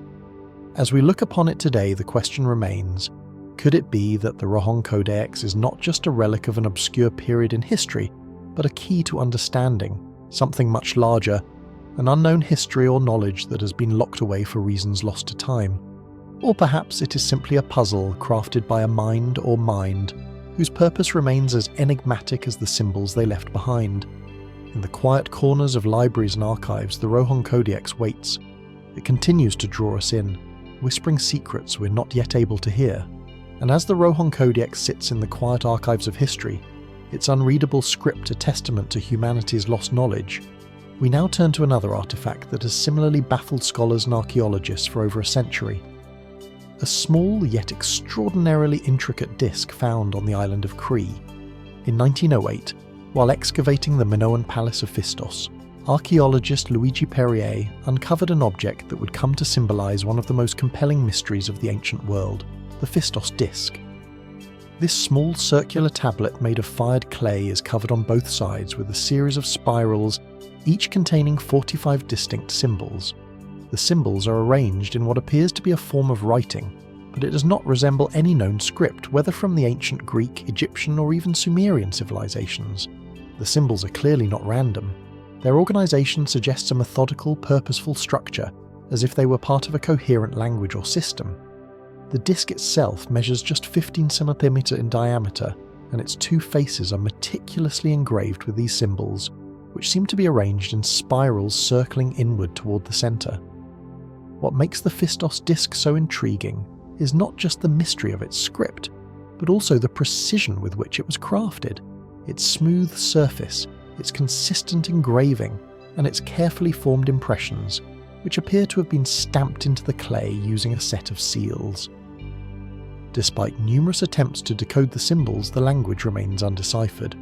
Some scholars have likened it to hieroglyphics, while others have suggested it is an example of linear script, though it does not match any known writing system from the Iron region or anywhere else in the ancient world. The disc's origin, dating back to around 1700 BC, places it in the Minoan civilization, a people known for their advanced culture, art and trade. Yet, even with this context, the purpose and meaning of the disc remain elusive. Mainstream scholars speculate that the disc could be a form of religious or ceremonial text, perhaps a prayer, a song, or even a calendar of some sort. The spiral design has led some to propose that it may symbolize a cyclical event, possibly linked to astronomical or agricultural patterns common in ancient Minoan life. Others have suggested that it might be a game or educational tool, a form of instruction or amusement for the elite of Minoan society. But the theories quickly diverge when we consider more fringe possibilities. Some speculate that the Phistos disc could be a form of lost language, one that was not just used by the Minoans, but by a much earlier forgotten civilization. Others entertain the idea that it could be alien communication, a message or artifact from extraterrestrial visitors encoded in a language meant to be understood only by a select few, perhaps even designed to be rediscovered millennia later. Even more provocative theories suggest the disc as a map, perhaps a guide to ancient sites, lost cities, or places of power. Despite more than a century of study, the true nature of the Phistos disc remains unclear. It has been analysed with the latest technology from radiocarbon dating to linguistic analysis using artificial intelligence. But the script resists all attempts at translation. No other objects bearing the same symbols have been found, leaving the disc as an isolated artifact, its full meaning hidden in time. Could the Phistos disc be the key to a lost chapter of human history? Is it a glimpse into a lost language, a forgotten culture, or perhaps even a forgotten cosmic knowledge? Or is it merely the product of an ancient mind deliberately designed to mystify and intrigue us forever? The answers remain just out of reach as the Phistos disc waits silently, its secrets veiled in the sands of Crete, whispering for those willing to listen and wonder about the mysteries still hidden in the past. And as the enigmatic symbols of the Phistos disc continue to defy our understanding, we now turn to another riddle, one etched not on a disc but into the very stone of a gatehouse in the English countryside. Here in the quiet grounds of Shugborough Hall, a curious inscription stands in sharp contrast to the tranquil surroundings. Its meaning is as elusive as the history it represents. The Shugborough inscription appears on a monumental archway that forms part of the estate's grand design. The arch, dating back to the 18th century, is adorned with an intricate carving, a sequence of letters and symbols unmarked by any clear explanation. The inscription itself, etched on a marble slab, reads as a jumble of seemingly unrelated symbols: O-U-O-S-V-A-V. Beneath this curious string of characters is a larger symbol, the Shepherd's Monument, depicting a man holding a staff surrounded by a series of mysterious symbols. At first, it might seem like an ornamental or commemorative carving, perhaps a symbol of local history or a personal message from the estate's owners. But the lack of context and the peculiarity of the symbols have raised countless questions, turning it into one of the most perplexing cryptic inscriptions in Britain. Mainstream explanations suggest that the letters could be part of a family motto or a cryptic reference to a private matter related to the Anson family who commissioned the monument. Some argue that it might be a form of encrypted message, a puzzle designed to hold significance only to those who understood it. The Shepherd's Monument, with its pastoral imagery, is sometimes interpreted as a reference to the elderly shepherd's story, a poem from the time, while others believe it may symbolise guidance or protection. However, the theory that the inscription might be more than just a personal or poetic message has sparked intrigue in those interested in historical riddles and lost codes.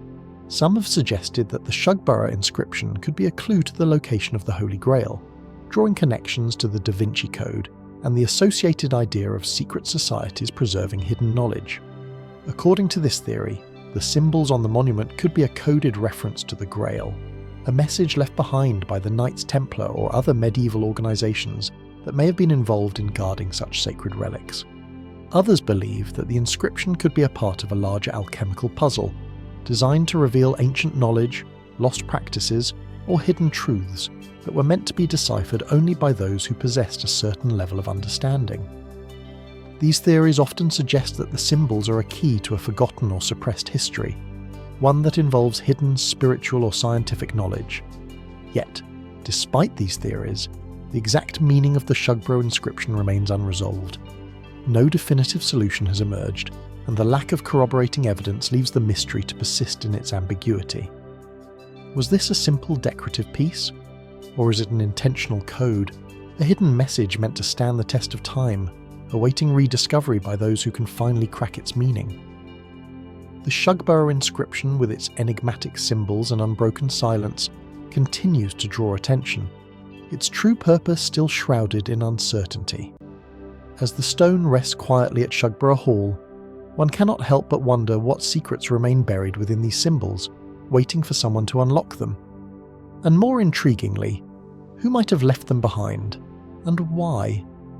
And as the Shugborough inscription leaves us with more questions than answers, we turn now to a place far removed from the rolling hills of England, an isolated island in the Pacific Ocean, where one of the most enduring puzzles of ancient history lies waiting to be understood.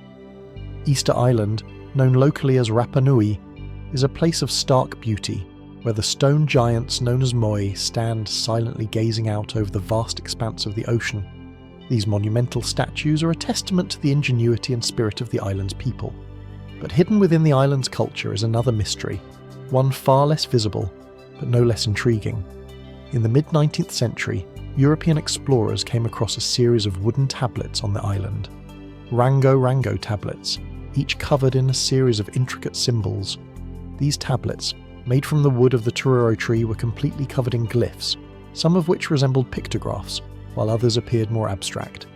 The symbols are etched into the wood, some carved deeply, others shallowly, and they are arranged in lines or columns, often with a highly structured, almost artistic quality. The mystery lies not in the presence of the glyphs themselves, but in their meaning. These symbols, referred to as the Rango script, appear to be a written language, yet no one has ever been able to fully decipher it.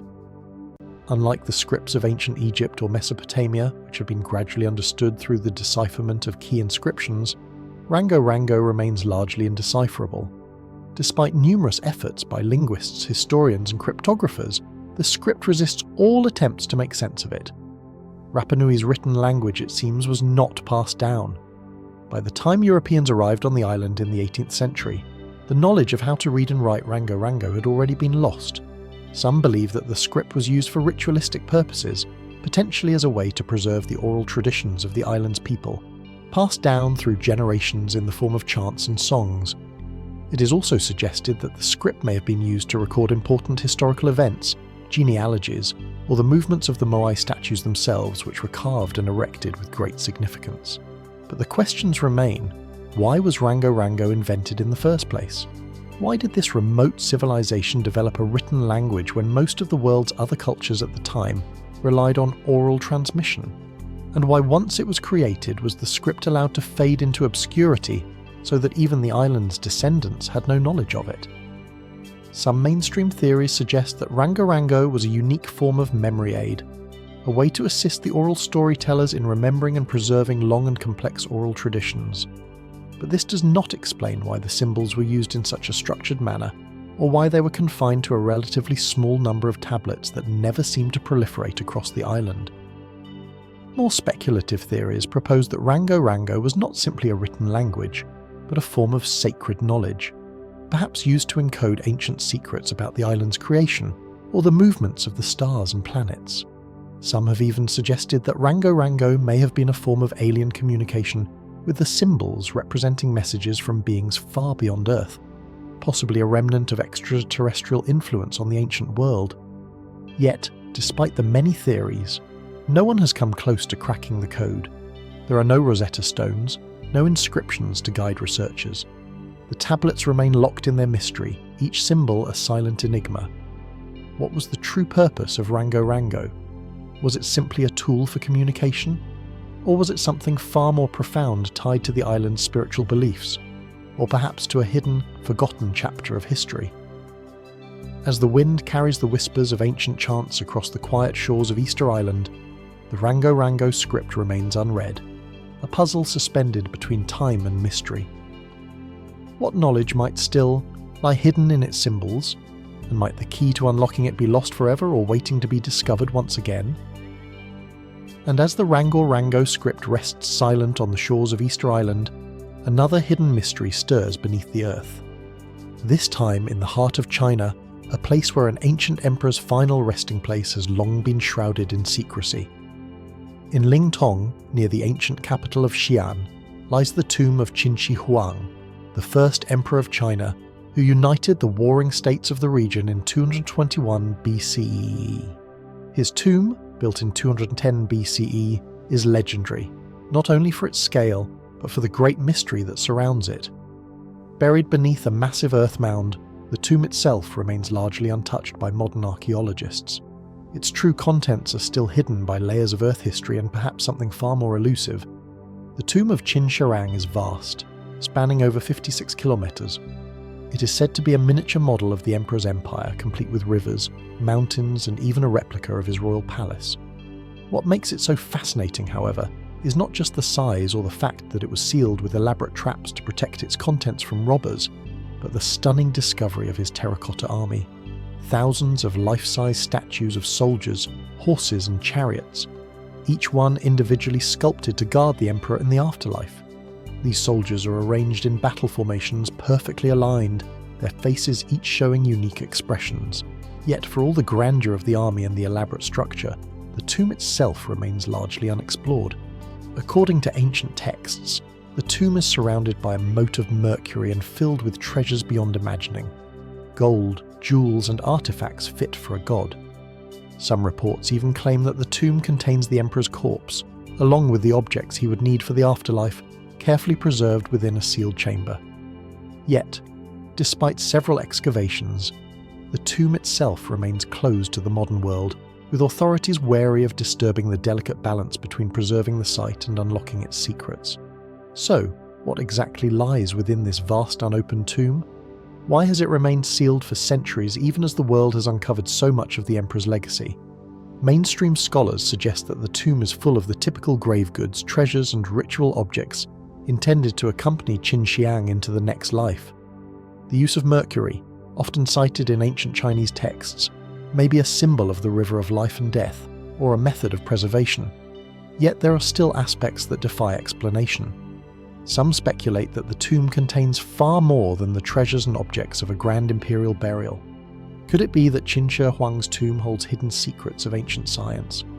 Perhaps technologies that were lost to history? The use of mercury in such large quantities suggests a deep knowledge of alchemy, perhaps even an attempt at immortality. Some theorists argue that the emperor may have been attempting to preserve his soul or his physical form through ancient unknown practices, possibly in a way that goes beyond mere preservation of the body. There are even those who propose more speculative ideas. Could the tomb be hiding knowledge of extraterrestrial contact? Was Qin Shi Huang's quest for immortality not just the desire for eternal life, but an attempt to connect with beings beyond Earth? Could his terracotta army, so meticulously crafted and placed around the tomb, be guarding not just his body, but some kind of forbidden technology or knowledge hidden away to protect it from those who would misuse it? Despite the mystery and the many theories, the Emperor's tomb remains largely unexcavated. The government's decision to leave it untouched, despite advances in archaeological technology, suggests a deep respect or fear of what might lie within. The fact that such an important and monumental tomb has yet to be fully explored only adds to the allure of the mystery. What secrets could Qin Shi Huang's tomb hold? What knowledge, treasures, or even dangers have been sealed away for thousands of years, waiting to be uncovered? As the silent terracotta soldiers stand guard over the tomb, their stoic expressions never changing, the question remains, what are we truly afraid of finding? And what will we discover when the tomb is finally opened? And as we leave the mysteries of Qin Shi Huang's tomb sealed away in the sands of China, we turn to a much different but equally haunting discovery. This time, deep within the heart of Egypt, where the echoes of the ancient past still seem to speak to us, albeit in a way we cannot yet fully comprehend. In 1907, in a royal tomb near Thebes, Egyptologist James Quibble and his team unearthed an unusual and chilling mummy. One that would come to be known as Unknown Man E, or more ominously, the Screaming Mummy. Unlike the perfectly preserved remains of most ancient Egyptian nobility, this body was discovered in a state of disturbing tension, and its expression even after millennia is one of agony and terror. The mouth is agape in what appears to be a screaming position, with the eyes open wide, frozen in a silent, eternal cry. It's as though the man's death was violent, abrupt, or traumatic. The mummy was discovered in the Valley of the Kings, in a tomb that was initially believed to belong to Tutankhamun's close relatives. Yet, this particular individual had no identifiable markings or royal trappings. The mummification process itself, too, was somewhat unusual. The body had been hastily wrapped and embalmed, far from the meticulous care that would have been given to pharaohs or high-ranking officials. What's more, his limbs were not bent, as is typical in Egyptian burials, but extended as if in a final desperate attempt to break free. Mainstream archaeologists believe that the body may have been someone who was hastily buried, perhaps a victim of a violent death, as there are indications of significant trauma, both physical and possibly psychological, in his remains. Some speculate that he may have been a criminal executed and hastily buried in the aftermath of a political upheaval, or someone who had angered the royal family. But this explanation doesn't explain the profound fear and pain captured in his expression, nor the strange circumstances surrounding his burial. Others suggest that this may have been the tomb of a man who died in some kind of ritualistic manner, possibly connected to the tumultuous period following the death of Akhenaten, a pharaoh known for his controversial religious reforms. Did the unknown man's death represent some kind of sacrifice, a symbol of the political and religious chaos that followed the collapse of Akhenaten's regime? More speculative theories delve deeper into the supernatural. Some believe that the screaming expression may be symbolic of the man's soul's unrest, suggesting that this was someone who died in a way that threatened the afterlife, perhaps a cursed person, or one who had been subjected to dark rituals. Could it be that this mummy's expression is not merely the result of a physical death, but rather a spiritual crisis, a punishment for something unspeakable he may have done or something done to him? And then there are the fringe theories. Could the screaming mummy be linked to ancient mystical rites, or even suggest a connection to extraterrestrial beings. The distorted, contorted expression of terror has led some to entertain the idea that this was no ordinary human death, but one tied to an alien encounter or an ancient secret society. Yet, despite these wild theories, the more grounded explanation remains the simplest unknown man. A likely met a violent and tragic end, and his remains reflect the terror and trauma he must have experienced before his death. But even this conclusion leaves questions in its wake. Why was he buried in such a hurried, unconventional manner? What caused his death to be so violent? And why was his body left to express such suffering? Was this man simply a victim of circumstance, or does his mummified scream represent something far darker? As the mummified body lies in its case on display in the Egyptian Museum in Cairo, it continues to hold its secrets. The unanswered questions linger in the air as palpable as the silence that surrounds it. What else might the scream of this long-dead man reveal about his life, his death, or the hidden mysteries of ancient Egypt that still await discovery? And as the haunting expression of the screaming mummy echoes through the tombs of Egypt, we turn now to a mystery that glimmers with an almost otherworldly allure, an enigma that seems to transcend both time and material. Crystal skulls. These meticulously carved, translucent artifacts have sparked fascination, wonder, and suspicion for centuries. The most famous of these skulls, the Mitchell-Hedges crystal skull, was discovered in 1924 in the ruins of a Mayan temple in Belize by Anna Mitchell-Hedges, daughter of the British explorer Frederick Mitchell-Hedges. The skull, carved from a single block of clear quartz crystal, is nearly life-size. Its details are so precise that its features, eyebrows, nose, and teeth appear almost too perfect. The skull is smooth, its surface polished to a brilliance that captures light, giving it an eerie, ethereal glow. It is said to be both aesthetic and functional, designed not just to represent the human form, but to hold some deeper significance, perhaps in spiritual, ritualistic, or even technological terms. But the story of the Mitchell-Hedges skull is only the most famous. Several other crystal skulls have surfaced over the years, including the Smithsonian skull, which resides in the Smithsonian Institution, and the Paris skull, which can be found in the Musée Duquette, Bali. Each is different, but all share one thing in common. They are made from solid crystal, and each features the same highly skilled craftsmanship that would be nearly impossible to replicate even with modern technology. Despite the clarity and beauty of the skulls, the question remains, how were they made? The mainstream explanation, of course, suggests that these skulls are mere relics, artifacts created by ancient civilizations, possibly the Mayans or Aztecs, using rudimentary tools. Scholars propose that the Mayans, for example, may have had the ability to shape stone using simple abrasives and diamond-tipped tools, though such techniques are largely speculative. The level of craftsmanship, however, raises doubts. While the skulls are carved with exceptional precision, modern analysis has suggested that the skulls might be far older than any known Mesoamerican civilization, possibly even originating from a period before these cultures existed. This has given rise to more mystical theories. Some have proposed that the skulls were created by a lost civilization, one with advanced technology that may have had access to skills and knowledge far beyond what is believed to have been available at the time. Others suggest that the skulls could be objects of extraterrestrial origin, left behind as a message or a tool for humanity's advancement. The idea of ancient advanced civilizations with knowledge of crystal and energy is a recurring theme in speculative literature, and some believe these skulls might hold an untapped power, capable of interacting with human consciousness in a way that modern science has yet to explain. Even more intriguing are the claims that the skulls possess mysterious properties. Some reports suggest that when certain people come into close contact with the skulls, they experience vivid visions or feelings of energy, as if the skulls are somehow communicating with the observer. There are even stories of the skulls being used in rituals to channel energy or to unlock hidden knowledge, an idea that aligns with ancient beliefs in the mystical properties of crystals and stones. Could these skulls be imbued with ancient wisdom, or perhaps even some form of ancient technology designed to unlock the potential of the human mind? Despite being tested and analysed by modern science, no one has been able to conclusively determine the true origin or purpose of the skulls. Some skeptics argue that they were merely crafted in the 19th or early 20th centuries, possibly by skilled artisans with access to modern tools. But the mystery of their origins remains unresolved, leaving the question of their true purpose open to interpretation. Were the crystal skulls simply artistic creations, or do they represent something far more significant? Perhaps a lost ancient technology or a key to some forgotten wisdom of the past?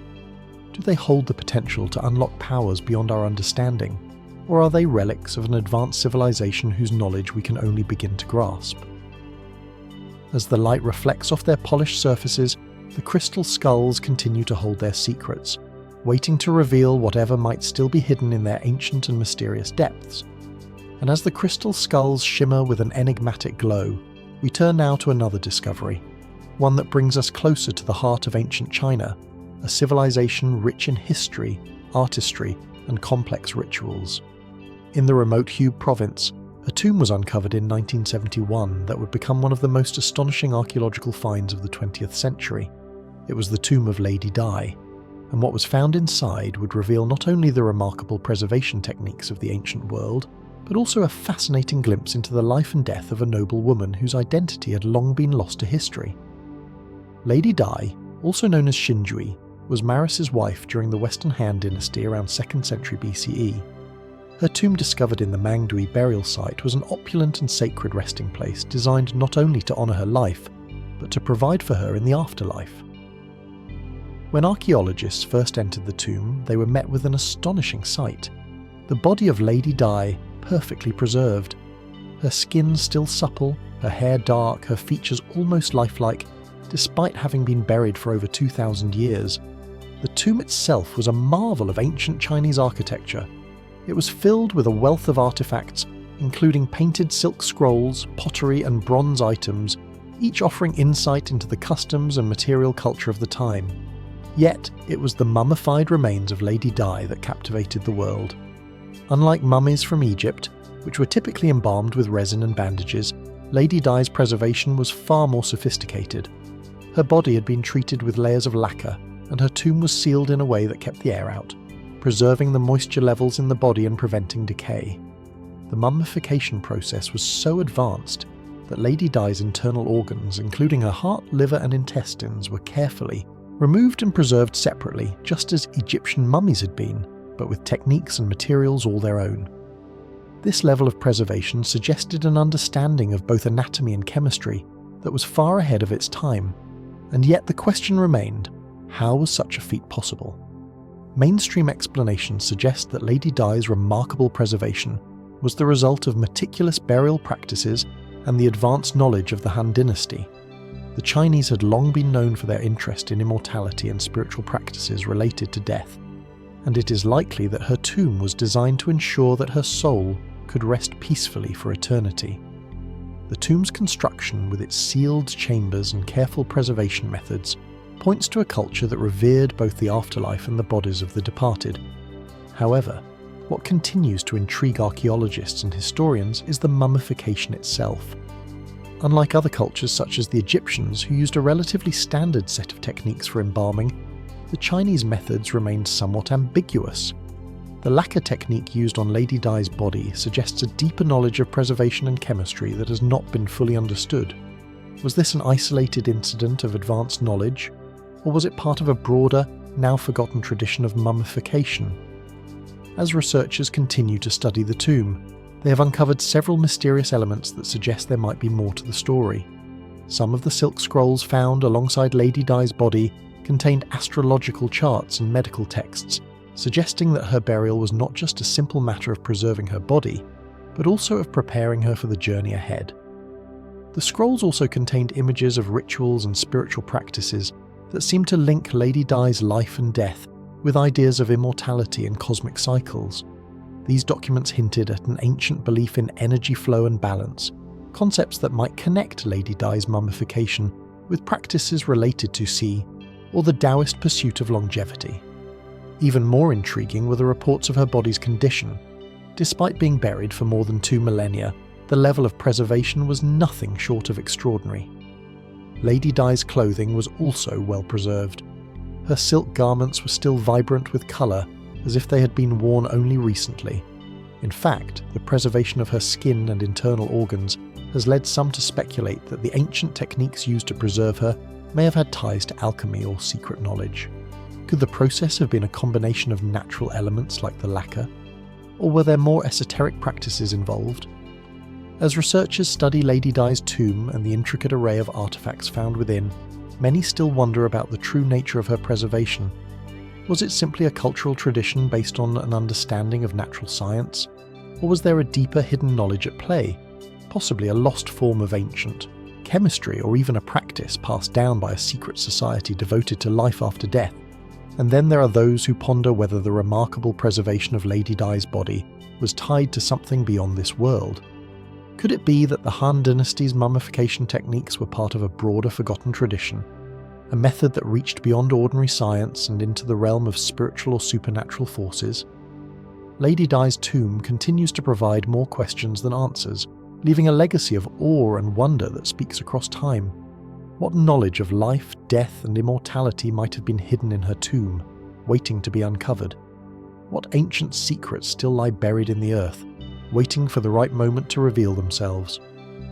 As the mummified Lady Di rests in the quiet of her tomb, we are left to wonder what else might still be hidden in the rich, uncharted depths of ancient China's secrets. And as the echoes of Lady Di's mummified body leave us contemplating the depths of ancient preservation techniques, we turn now to a place that is as mysterious as it is remote. A dry, windswept desert in southern Peru, where the barren landscape holds one of the most perplexing archaeological enigmas in the world. The Nazca Desert, home to the famous Nazca Lines, massive geoglyphs carved into the Earth's surface, has long been a source of wonder and intrigue. But beneath this arid expanse hidden in the Earth's dry embrace lies a different kind of mystery: the Nazca mummies.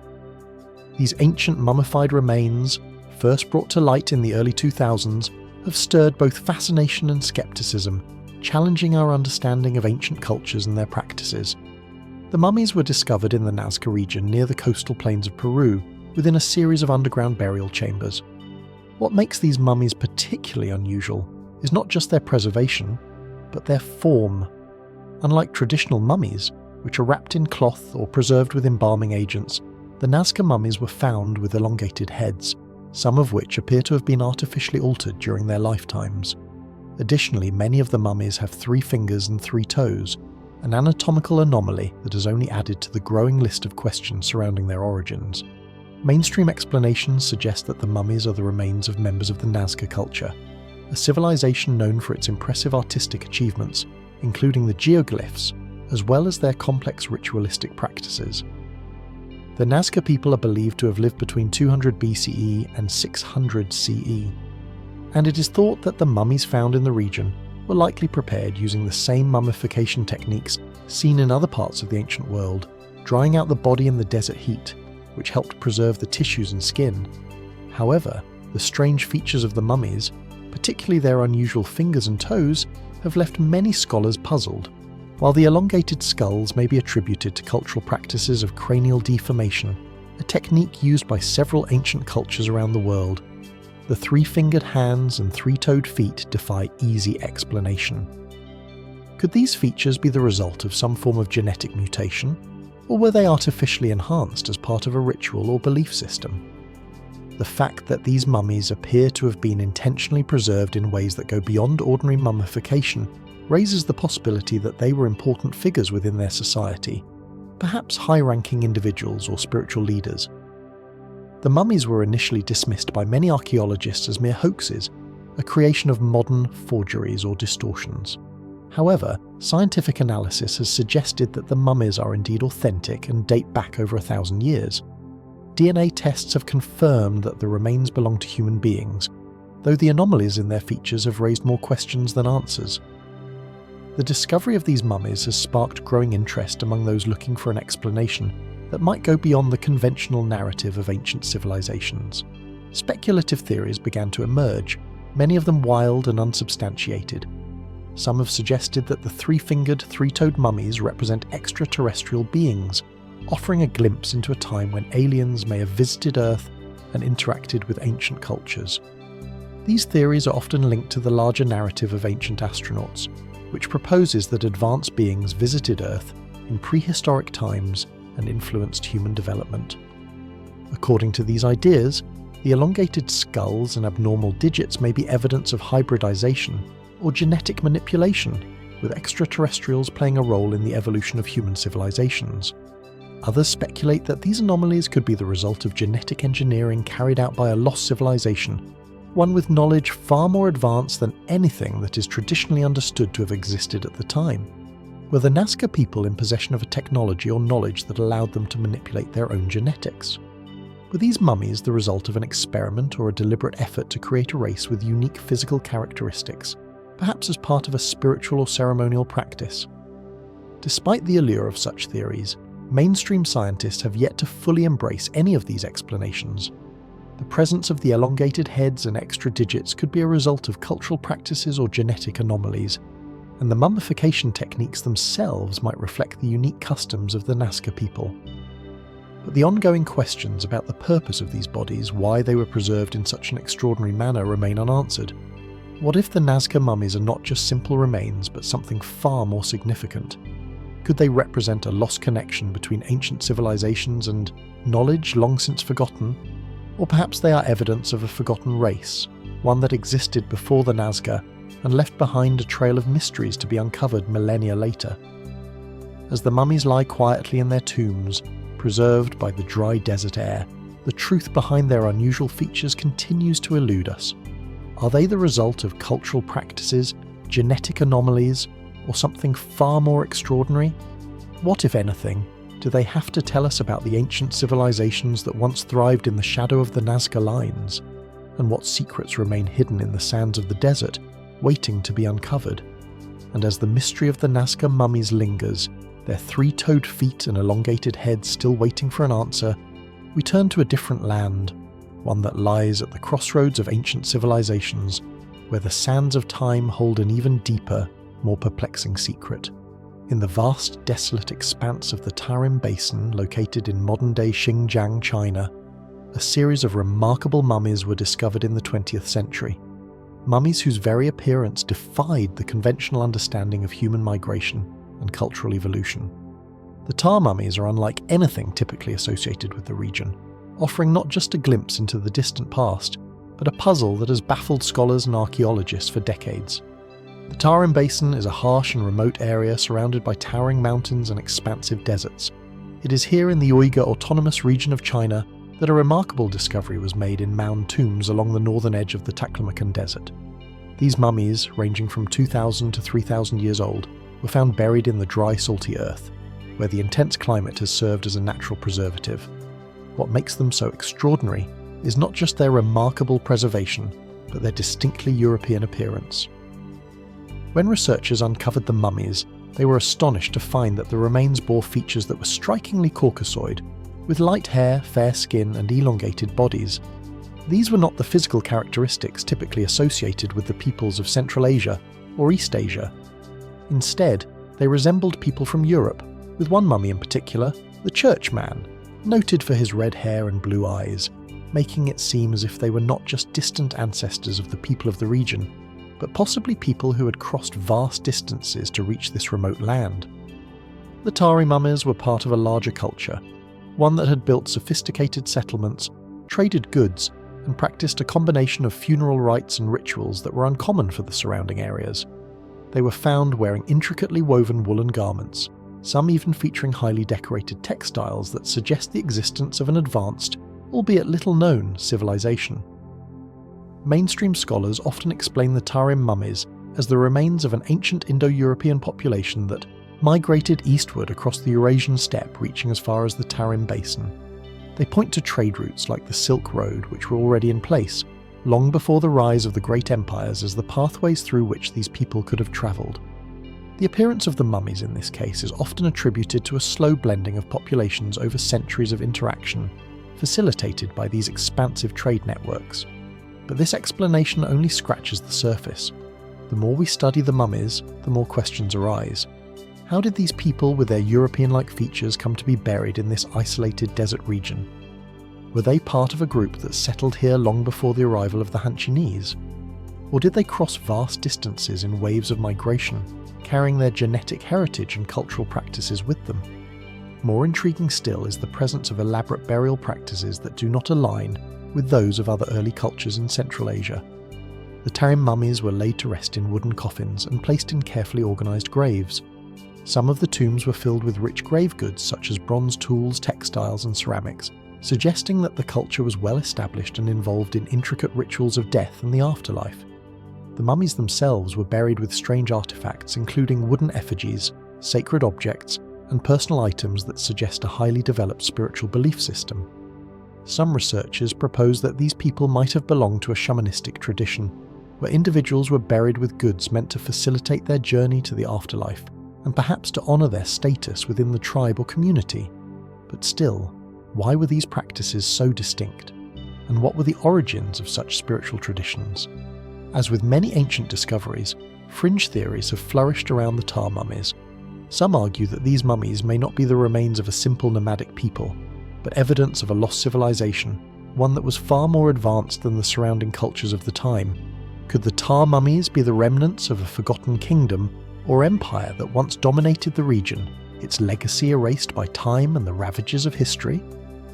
Others have speculated that the unusual features of the mummies could point to an even more exotic origin, some suggesting that they may represent a connection to ancient extraterrestrial visitors. These ideas, though lacking solid evidence, often arise from the way the mummies' features seem to defy known historical migration patterns, suggesting that these ancient peoples might have travelled or been part of a broader, more mysterious cultural movement that we are only beginning to understand. The Tarim mummies, with their enigmatic origins and the mysteries of their burial practices, continue to captivate and confound those who study them. What drove these people to travel so far, to settle in such a remote desert, and to leave behind such a sophisticated culture? The answers remain elusive as the mummies rest quietly in their tombs, preserved by the dry desert air. Their features still hold the secrets of a long-forgotten chapter of human history. Are they simply the remnants of an ancient people whose story has been lost to time?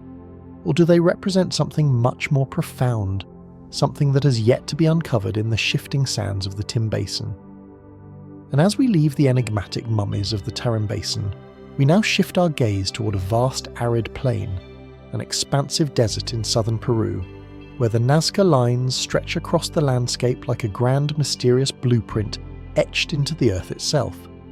These geoglyphs, visible only from above, have long been a subject of fascination, prompting wonder about their creators, their purpose, and the meaning behind their striking designs.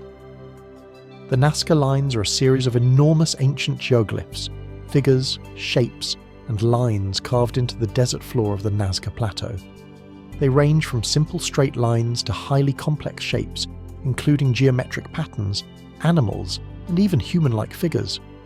The most famous of these is the monkey, a figure with a winding tail and curved limbs stretching over 100 meters in length. Other prominent figures include a hummingbird, a spider, and a whale, all etched with a precision that raises questions about how such detailed work could have been accomplished over 2,000 years ago. Discovered in the 1920s, these geoglyphs are believed to have been created by the Nazca culture between 500 BCE and 500 CE. Though their full purpose and meaning remain elusive, the Nazca people were known for their advanced irrigation techniques, pottery, and textile artistry. Yet, the purpose of the lines continues to intrigue archaeologists and historians. The Nazca lines cover an area of approximately 450 kilometers, and some of the lines stretch for miles, with many of the figures appearing more clearly only from the sky. This has led to the intriguing question: how did the Nazca people, without the aerial view available to modern humans, design such enormous and intricate figures? Mainstream scholars offer several theories, each based on the landscape and the culture of the Nazca people. One of the most widely accepted explanations is that the lines were created for ritualistic or religious purposes, perhaps as offerings to the gods. The shapes and figures could represent deities, animals that held symbolic significance, or celestial bodies. Some scholars suggest that the geoglyphs were connected to the Nazca's water rituals, as water was a sacred element in this arid desert region. The lines may have been part of a broader spiritual system designed to attract rainfall or guide the souls of the deceased into the afterlife. The astronomical theories also abound. The The Nazca lines are believed by some to align with the positions of the sun, moon, and stars, suggesting that they might have served as a form of astronomical calendar. Lines and figures such as the spider and monkey have been linked to constellations or celestial events, possibly marking the changing seasons or important agricultural dates. This theory posits that the lines were intended to help the Nazca people track the movements of the heavens, guiding them in their farming practices and ritual observances.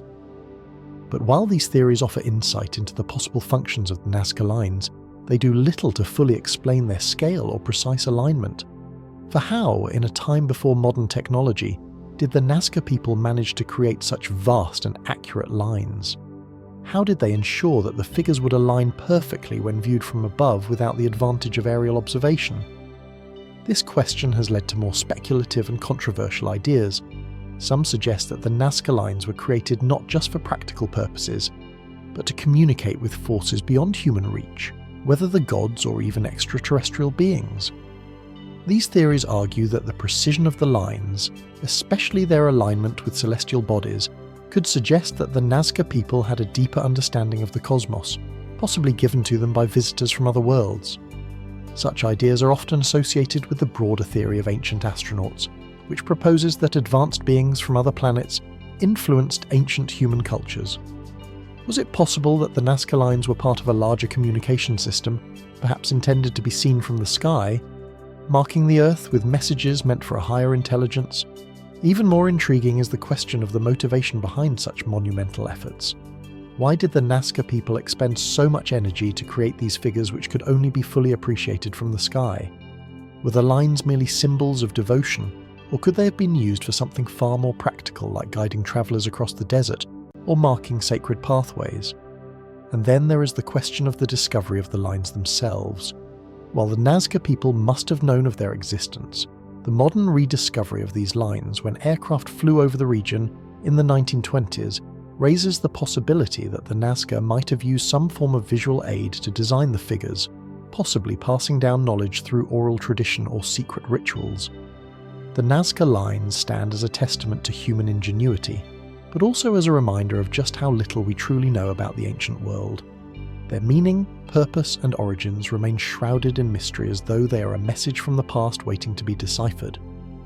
What exactly were the Nazca trying to convey through these vast, intricate drawings? Were they simple religious symbols or something far more profound? An ancient language or cosmic communication system? And could there be more to discover, hidden beneath the sands, waiting for the right moment to reveal its secrets? As the wind sweeps across the desert, erasing traces of time, the Nazca lines remain, an enduring puzzle. Their true purpose just beyond our reach, yet still calling to us from the distant past. What might still be hidden in the lines etched into the earth, waiting for us to unravel their meaning? And as the ancient Nazca lines stretch across the Peruvian desert, casting their shadow over the earth, we now turn our gaze to another mysterious natural phenomenon, a place where the land itself seems to defy the laws of nature, where movement in its purest form becomes a silent enigma. In the heart of Death Valley, California, nestled within the racetrack play, a curious and seemingly inexplicable phenomenon occurs. The sailing stones, large flat rocks, some weighing several hundred lb, mysteriously move across the desert floor, leaving long trails behind them. These trails are not the result of human activity, nor do they seem to be caused by any obvious natural force. The stones appear to glide effortlessly across the playa, leaving behind marks in the dry, cracked mud that stretch for distances of up to several hundred meters. The rocks themselves seem to be frozen in time. Their journey appears to take place over long periods, sometimes over the course of a few days, sometimes stretching across decades. What makes this even more intriguing is that the stones, despite their weight and seemingly immovable nature, leave no visible tracks of any external force, no footprints, no disturbances in the surrounding soil. They simply move, leaving behind only their ghostly trails on the cracked surface of the desert floor. For years, the mystery of the sailing stones remained unsolved, with many speculating about the cause of their movement. One popular explanation that surfaced was that the stones were moving as a result of high winds. It was suggested that during particularly strong windstorms, the stones would be carried across the playa by gusts of wind strong enough to slide them along the mud. This theory seemed plausible, until closer inspection revealed that the trails left behind by the stones often showed sharp turns and irregular paths, which could not be explained by the simple push of the wind.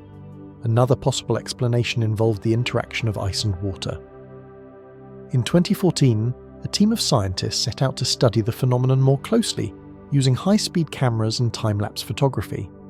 They discovered that under specific conditions, thin sheets of ice would form on the surface of the playa overnight during cold desert nights. As the sun rose, the ice would begin to melt and break apart, creating conditions in which the stones could slide. This discovery provided a partial answer. Yet, it still did not fully explain why the stones sometimes moved in such precise and varied directions, nor did it account for why some stones appeared to move when the ice conditions seemed to be less than ideal.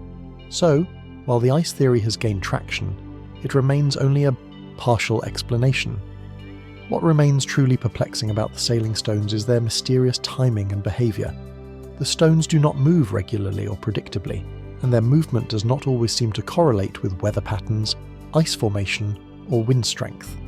Sometimes the stones remain stationary for years only to start moving suddenly for no clear reason, while other stones move with a fluidity that seems almost purposeful, as though they are being guided by an unseen hand. This unpredictability has led some to speculate even further to suggest that the sailing stones might not simply be subject to natural forces, but that they could be interacting with unknown energies. Could there be something deeper at play?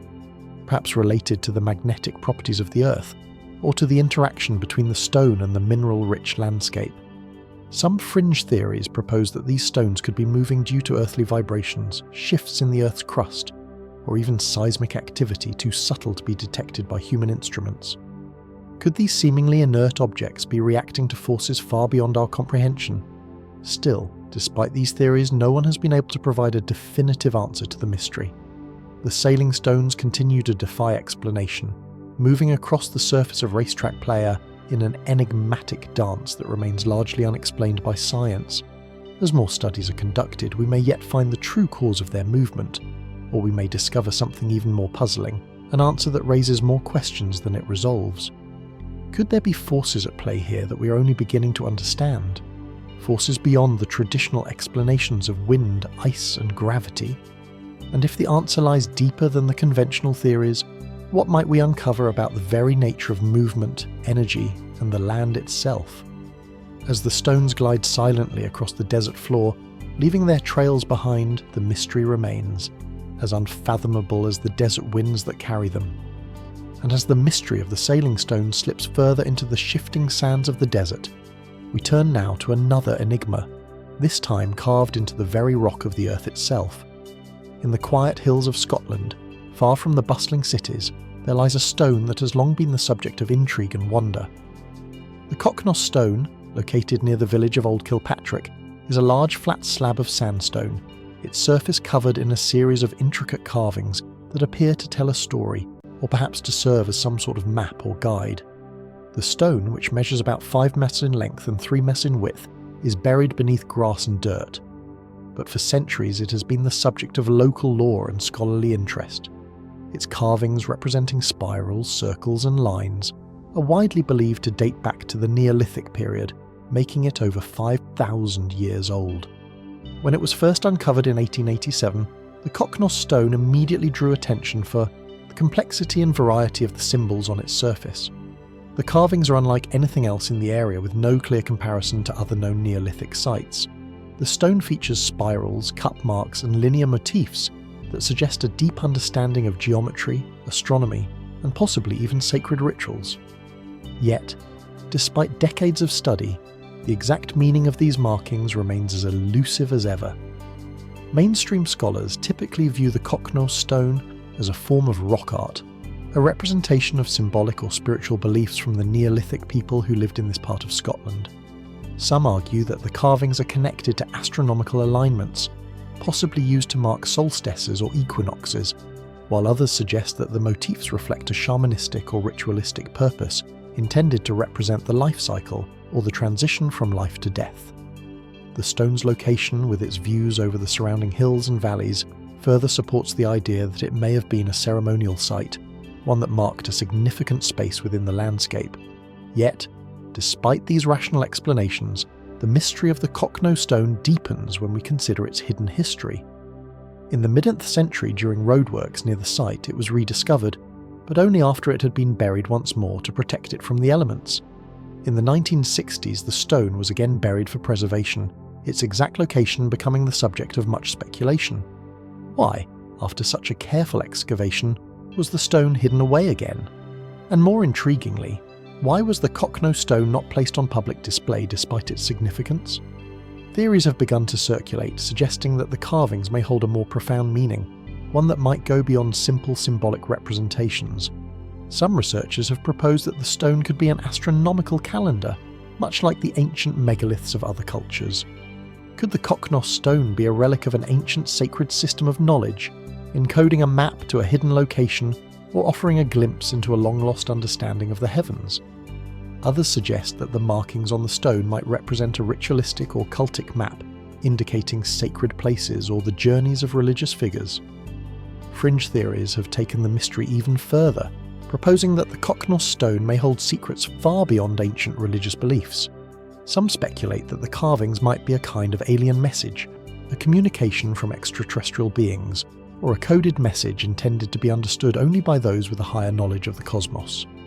The intricate patterns and their symmetry, when viewed from certain angles, could be interpreted as a form of sacred geometry, or a mathematical language offering insights into a civilization with a level of knowledge we can scarcely comprehend. The mystery of the Cockno stone also sparks questions about the nature of ancient cultural exchange. Did the Neolithic people who created the stone have knowledge or contact with distant civilizations, perhaps even advanced societies whose influence spread across continents? Could these carvings represent a shared cultural heritage lost to time that connects us to a wider, more interconnected ancient world?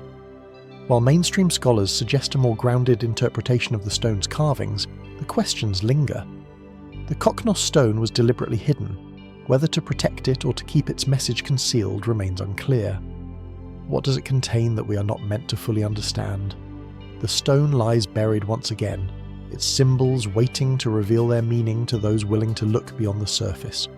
Is it simply an ancient artifact, a relic of a long-gone culture, or could it be a key to understanding something far more profound about the ancient world and our place within it? As we stand before the earth, where the Cockno stone lies hidden, we are left to wonder what mysteries remain beneath the surface, waiting to be uncovered by future generations. What ancient wisdom encoded in stone still waits for us to decipher its secrets? And as the mystery of the Cockno stone continues to spark curiosity, we turn now to an ancient and enigmatic concept, one that reaches across time and space, bringing us to the rich, mystical landscapes of ancient India. Here in the sacred texts and legends of one of the world's oldest civilizations, there are tales of flying machines, powerful weapons, and celestial battles. These stories describe Vimanas, mythical flying chariots that soar through the skies, often piloted by gods or revered heroes. Vimanas are first mentioned in the Vedic texts, sacred scriptures that form the foundation of Hinduism, dating back thousands of years. In these texts, particularly the Rig Veda and the Mahabharata, Vimanas are described as celestial vehicles capable of rapid flight, often moving between worlds and dimensions. They are depicted as wondrous, highly advanced machines with descriptions that seem to blend the divine with the technological. Some Vimanas are said to have had the ability to travel at great speeds, make sudden turns, and even disappear at will. They are often associated with gods, sages, and kings, seen as the ultimate vehicles of power and might. One of the most famous references to Vimanas comes from the Mahabharata, an ancient epic that recounts the great war between two families. In the text, Arjuna, one of the heroes, is said to have travelled in a Vimana called the Vajga, a weaponized flying chariot used in battle. The descriptions of Vimanas in the Mahabharata and other texts are so detailed that they include mechanisms for propulsion, navigation systems, and even weaponry that seem reminiscent of modern-day aircraft or spacecraft. There are accounts of Vimanas capable of firing fiery weapons that could devastate entire armies, resembling what we might consider modern missiles or lasers. These stories have led some scholars to suggest that the Vimanas could be representations of ancient technological advancements, possibly referring to real, albeit lost, machines of flight. But the question remains, Were these stories symbolic of divine power, or could they point to a forgotten era of advanced technology, one that predates modern civilization? Mainstream historians often interpret Vimanas as mythological constructs, symbolic of the divine ability to transcend earthly limitations rather than physical objects. According to this view, Vimanas represent the power of the gods to travel through the skies and between worlds, echoing the concept of the divine chariot found in many ancient cultures. However, these interpretations often fail to explain the highly technical nature of the descriptions, including intricate details about their design and functionality. This gap between myth and reality has led to a surge of speculative theories. Some claim that Vimanas were ancient flying machines, possibly built by a highly advanced civilization that existed long before the recorded history we know today. These theories argue that the Vimanas could have been powered by a form of lost energy or antiquated technology capable of harnessing forces that modern science is only beginning to understand. Could the Vimanas have been part of an ancient spacefaring culture, one that used these crafts to travel not only across Earth, but across the cosmos? Further fueling the mystery, some fringe theories suggest that the Vimanas were alien craft, given their descriptions of advanced weaponry and seemingly supernatural powers. According to this theory, the Vimanas may have been the vehicles of extraterrestrial visitors who shared their knowledge with the ancient Indian civilizations, leaving behind a trail of mythical stories that have been passed down through generations. Yet even with the many theories that abound, no conclusive evidence has surfaced to verify the existence of Vimanas as physical objects. Archaeologists have found no remains of advanced flying machines in ancient Indian sites, nor have any artifacts directly linked to Vimanas been uncovered. Still, the detailed descriptions in the ancient text continue to captivate those who believe in a deeper connection between the ancient world and advanced technologies. What if the stories of Vimanas are not mere legend, but a glimpse into an ancient, highly advanced culture, one whose knowledge has been lost to time? Could there be ancient blueprints hidden in forgotten temples or buried in long-lost scriptures that reveal the secrets of this lost technology? Or are the Vimanas simply symbols, mythical creations meant to represent the divine power of gods who move across the heavens? As we delve deeper into the stories of the Vimanas, we are left with the lingering question: were these flying chariots the stuff of gods? Or were they something more? A legacy of a lost civilization waiting for us to rediscover their hidden truths. And as the tales of Vimanas in ancient India stir our imaginations, we now turn our attention to another mystery, one that stretches even further back in time to a lost civilization that flourished in the Indus Valley, long before the rise of Egypt or Mesopotamia. In the heart of this ancient world lies the city of Mohenjo-daro, one of the key sites of the Indus Valley civilization, a place where history, technology and mystery collide. Mohenjo-daro, located in what is now Pakistan, was once a thriving urban centre, with its origins dating back to around 2500 BCE. The city is renowned for its advanced infrastructure, grid-like streets, well-planned drainage systems and impressive buildings, which suggest that the Indus Valley people were among the most technologically advanced of their time. But while the city's design and organisation are impressive, it is the manner of its abandonment and the mysterious signs of destruction that have sparked intense debate among historians and archaeologists.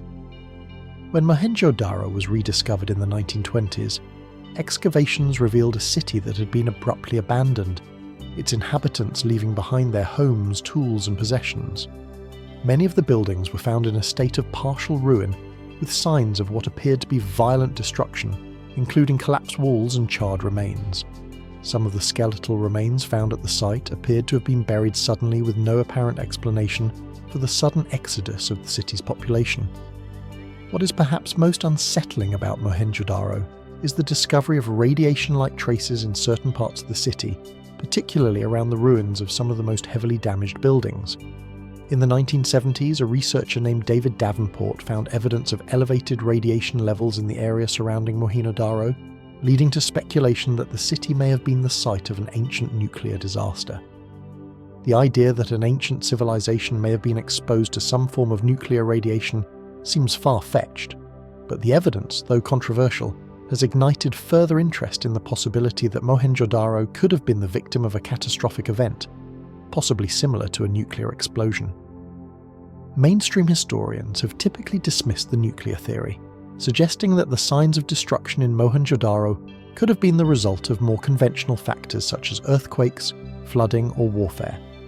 They point to the discovery of baked brick walls, which some believe could have been caused by high temperatures from a fire, not a nuclear explosion. However, others have questioned this explanation, pointing to the intensity of the damage in specific areas of the city, which seems inconsistent with the more localized effects of a fire or earthquake. In addition to the potential radiation anomalies, the city's sudden abandonment has led some to wonder whether Mohenjo-Daro's downfall was linked to a weapon of mass destruction, possibly a type of nuclear weapon used in a long-lost ancient conflict. The eerie silence that followed the collapse of Mohenjo-Daro suggests a form of destruction that went beyond mere environmental factors. Could it be that the people of the Indus Valley civilization had access to advanced technology far beyond what we have historically credited them with? Some fringe theories have gone even further, proposing that the Indus Valley civilization was part of an advanced now-lost culture that had discovered the secret of nuclear energy thousands of years ago. According to these ideas, the ruins of Mohenjo-Daro, with their unexplained destruction, are the remains of an ancient nuclear war where devastating weapons were used by ancient civilizations that knew far more about atomic energy than we have been led to believe. While these theories remain speculative, they add another layer of intrigue to the mystery of Mohenjo-Daro. The city's advanced planning, coupled with the strange evidence of destruction and the potential radiation readings, suggest that there is much more to uncover beneath the surface. Did the people of Mohenjo-Daro possess knowledge of advanced technologies that were lost with the collapse of their civilization? Was their sudden disappearance the result of a catastrophic event, one that we are only beginning to understand? As we continue to explore Mohenjo-Daro, we are left with the lingering question: could the remnants of this ancient city be the survivors of a civilization that reached heights of technology we have only just begun to comprehend? Or was the city's downfall the result of something more mundane, something that will remain buried under the sands of time? The answers may lie hidden beneath the rubble, waiting to be uncovered if we dare to look deeper into the shadows of this ancient and mysterious past. And as we leave the enigmatic ruins of Mohenjo-Daro behind, with their whispered secrets of ancient destruction, we now turn to another set of mysteries, one that lies within the very structure and design of the ancient temples scattered across the world. These sacred sites, built thousands of years ago, have long been revered not just for their spiritual significance, but also for the acoustic properties they seem to possess. Properties that have puzzled researchers and explorers for centuries. Imagine stepping into the vast expanse of the Temple of Karnak in Luxor, Egypt, one of the most remarkable and awe-inspiring sights of the ancient world. The massive columns rise up like giants, their surfaces covered in hieroglyphs and intricate carvings telling stories of gods and pharaohs. But as you stand there in the silence, something almost imperceptible happens. When you speak, the sound seems to resonate and echo in a way that feels unnatural, almost as if the temple itself is alive and responding to your voice. You may feel as though the stone walls are amplifying your presence, making your words seem more powerful, more significant. This strange phenomenon is not unique to Karnak. Across the world, ancient temples from the pyramids of Giza to the Machu Picchu in Peru to the temples of Angkor Wat in Cambodia seem to possess a curious characteristic. Their acoustics are fine-tuned in such a way that sound behaves unusually inside them. Some temples, for example, have been found to amplify specific frequencies, while others seem to create a resonance that magnifies sound in ways that modern buildings cannot replicate. The acoustics of ancient temples have long intrigued researchers, leading to theories about the purpose of these sonic effects. Mainstream explanations often focus on the possibility that the acoustics were carefully engineered by the ancient builders for ritualistic or ceremonial purposes. In ancient Egypt, for example, priests are thought to have used the temple's acoustics to enhance the experience of chanting or prayer. The reverberation of sound could have created an environment that amplified the spiritual significance of the rituals, allowing the sound of the prayers to fill the space in ways that connected worshippers to the divine. In some cultures, it is believed that specific sounds could influence the environment in a way that would facilitate spiritual enlightenment or even healing. In Machu Picchu, researchers have noted that certain spots within the temple complex produce echoes that align with celestial events such as the summer solstice. Some have even proposed that the ancient builders of Machu Picchu might have used these acoustic effects to communicate with the gods, creating a deeper connection between the earth and the heavens. Could these sonic effects have been intentional, part of a sacred knowledge lost to time? Beyond spiritual rituals, some have suggested that the acoustic properties of these ancient sites might have served a functional purpose, such as communication over long distances or the amplification of public announcements. This theory posits that the temples, with their vast courtyards and towering structures, were designed to carry sound over large areas, allowing the priests or rulers to communicate to large crowds without the aid of modern microphones or loudspeakers. Yet, despite these mainstream explanations, there are theories that venture into more speculative realms. Some researchers have begun to wonder if the acoustics of these temples are connected to advanced technology, possibly lost to history. Could the ancient Egyptians, the Maya, or the builders of Angkor Wat have understood a form of sound manipulation or resonance technology that allowed them to harness the power of sound for purposes beyond simple ritual or communication? Could the temples have been designed to interact with the Earth's natural frequencies, unlocking powers of energy that we have yet to fully understand? In some fringe theories, the temple acoustics are linked to energy fields, or even gravitational waves, suggesting that the ancient builders might have constructed these spaces not just for the human voice, but to harness unseen forces, creating a connection between sound, energy, and the physical world. Could the resonance properties of these temples have been part of a lost science, one that we are only now beginning to rediscover? Was the manipulation of sound in these ancient spaces a way to communicate with forces beyond our understanding, or perhaps even with extraterrestrial beings? Even more curious are the reports of vibrational sensations experienced by visitors to these ancient sites. Some people report a strange sense of euphoria or heightened consciousness when standing in certain areas of the temples, as if the vibrations in the air are interacting with the human body in subtle and profound ways. Could this be a remnant of a technology that was once used to influence the human mind, inducing states of meditation, healing, or even altering perception? The mystery of the acoustics of ancient temples remains far from resolved. While we have made great strides in understanding the engineering behind these sites, their true purpose, whether rooted in spirituality, communication, or something far more mysterious, remains elusive. Could the builders of these ancient temples have had knowledge of sound, vibration, and energy that we are only beginning to understand? What might the sacred acoustics of these temples tell us about the lost wisdom of ancient civilizations and the deeper connection between sound, space, and the unseen forces of the universe? As we continue to explore these ancient sites, the echoes of the past still resonate, waiting to reveal their secrets. And as we leave the ancient acoustics of temples behind, where sound and structure seem to converge in mysterious harmony, we now turn to an enigma that lies beneath the waters, a submerged formation off the coast of the Bahamas near the island of Bini. Here, just below the surface of the turquoise waters, stretches a strange underwater formation, the Bimini Road, a series of rectangular limestone blocks that seem unnaturally aligned, as though they were placed there by human hands, forming what appears to be an ancient pathway or road. The discovery of the Bimini Road in the 1960s instantly sparked fascination and intrigue. Scattered over a length of about 800 assos, these large flat stones resemble a paved road or a pier, leading some to believe that they could be the remnants of a lost civilization, or perhaps even part of the mythical Atlantis. The formation sits in just 5 to 15 m of water, making it accessible for divers, and its unusual shape, seemingly laid out in parallel lines with right angles, has raised questions about its true origins. The mainstream explanation for the Bimini Road is that it is a natural formation, a kind of geological feature created by the way the limestone rocks fractured and eroded over thousands of years.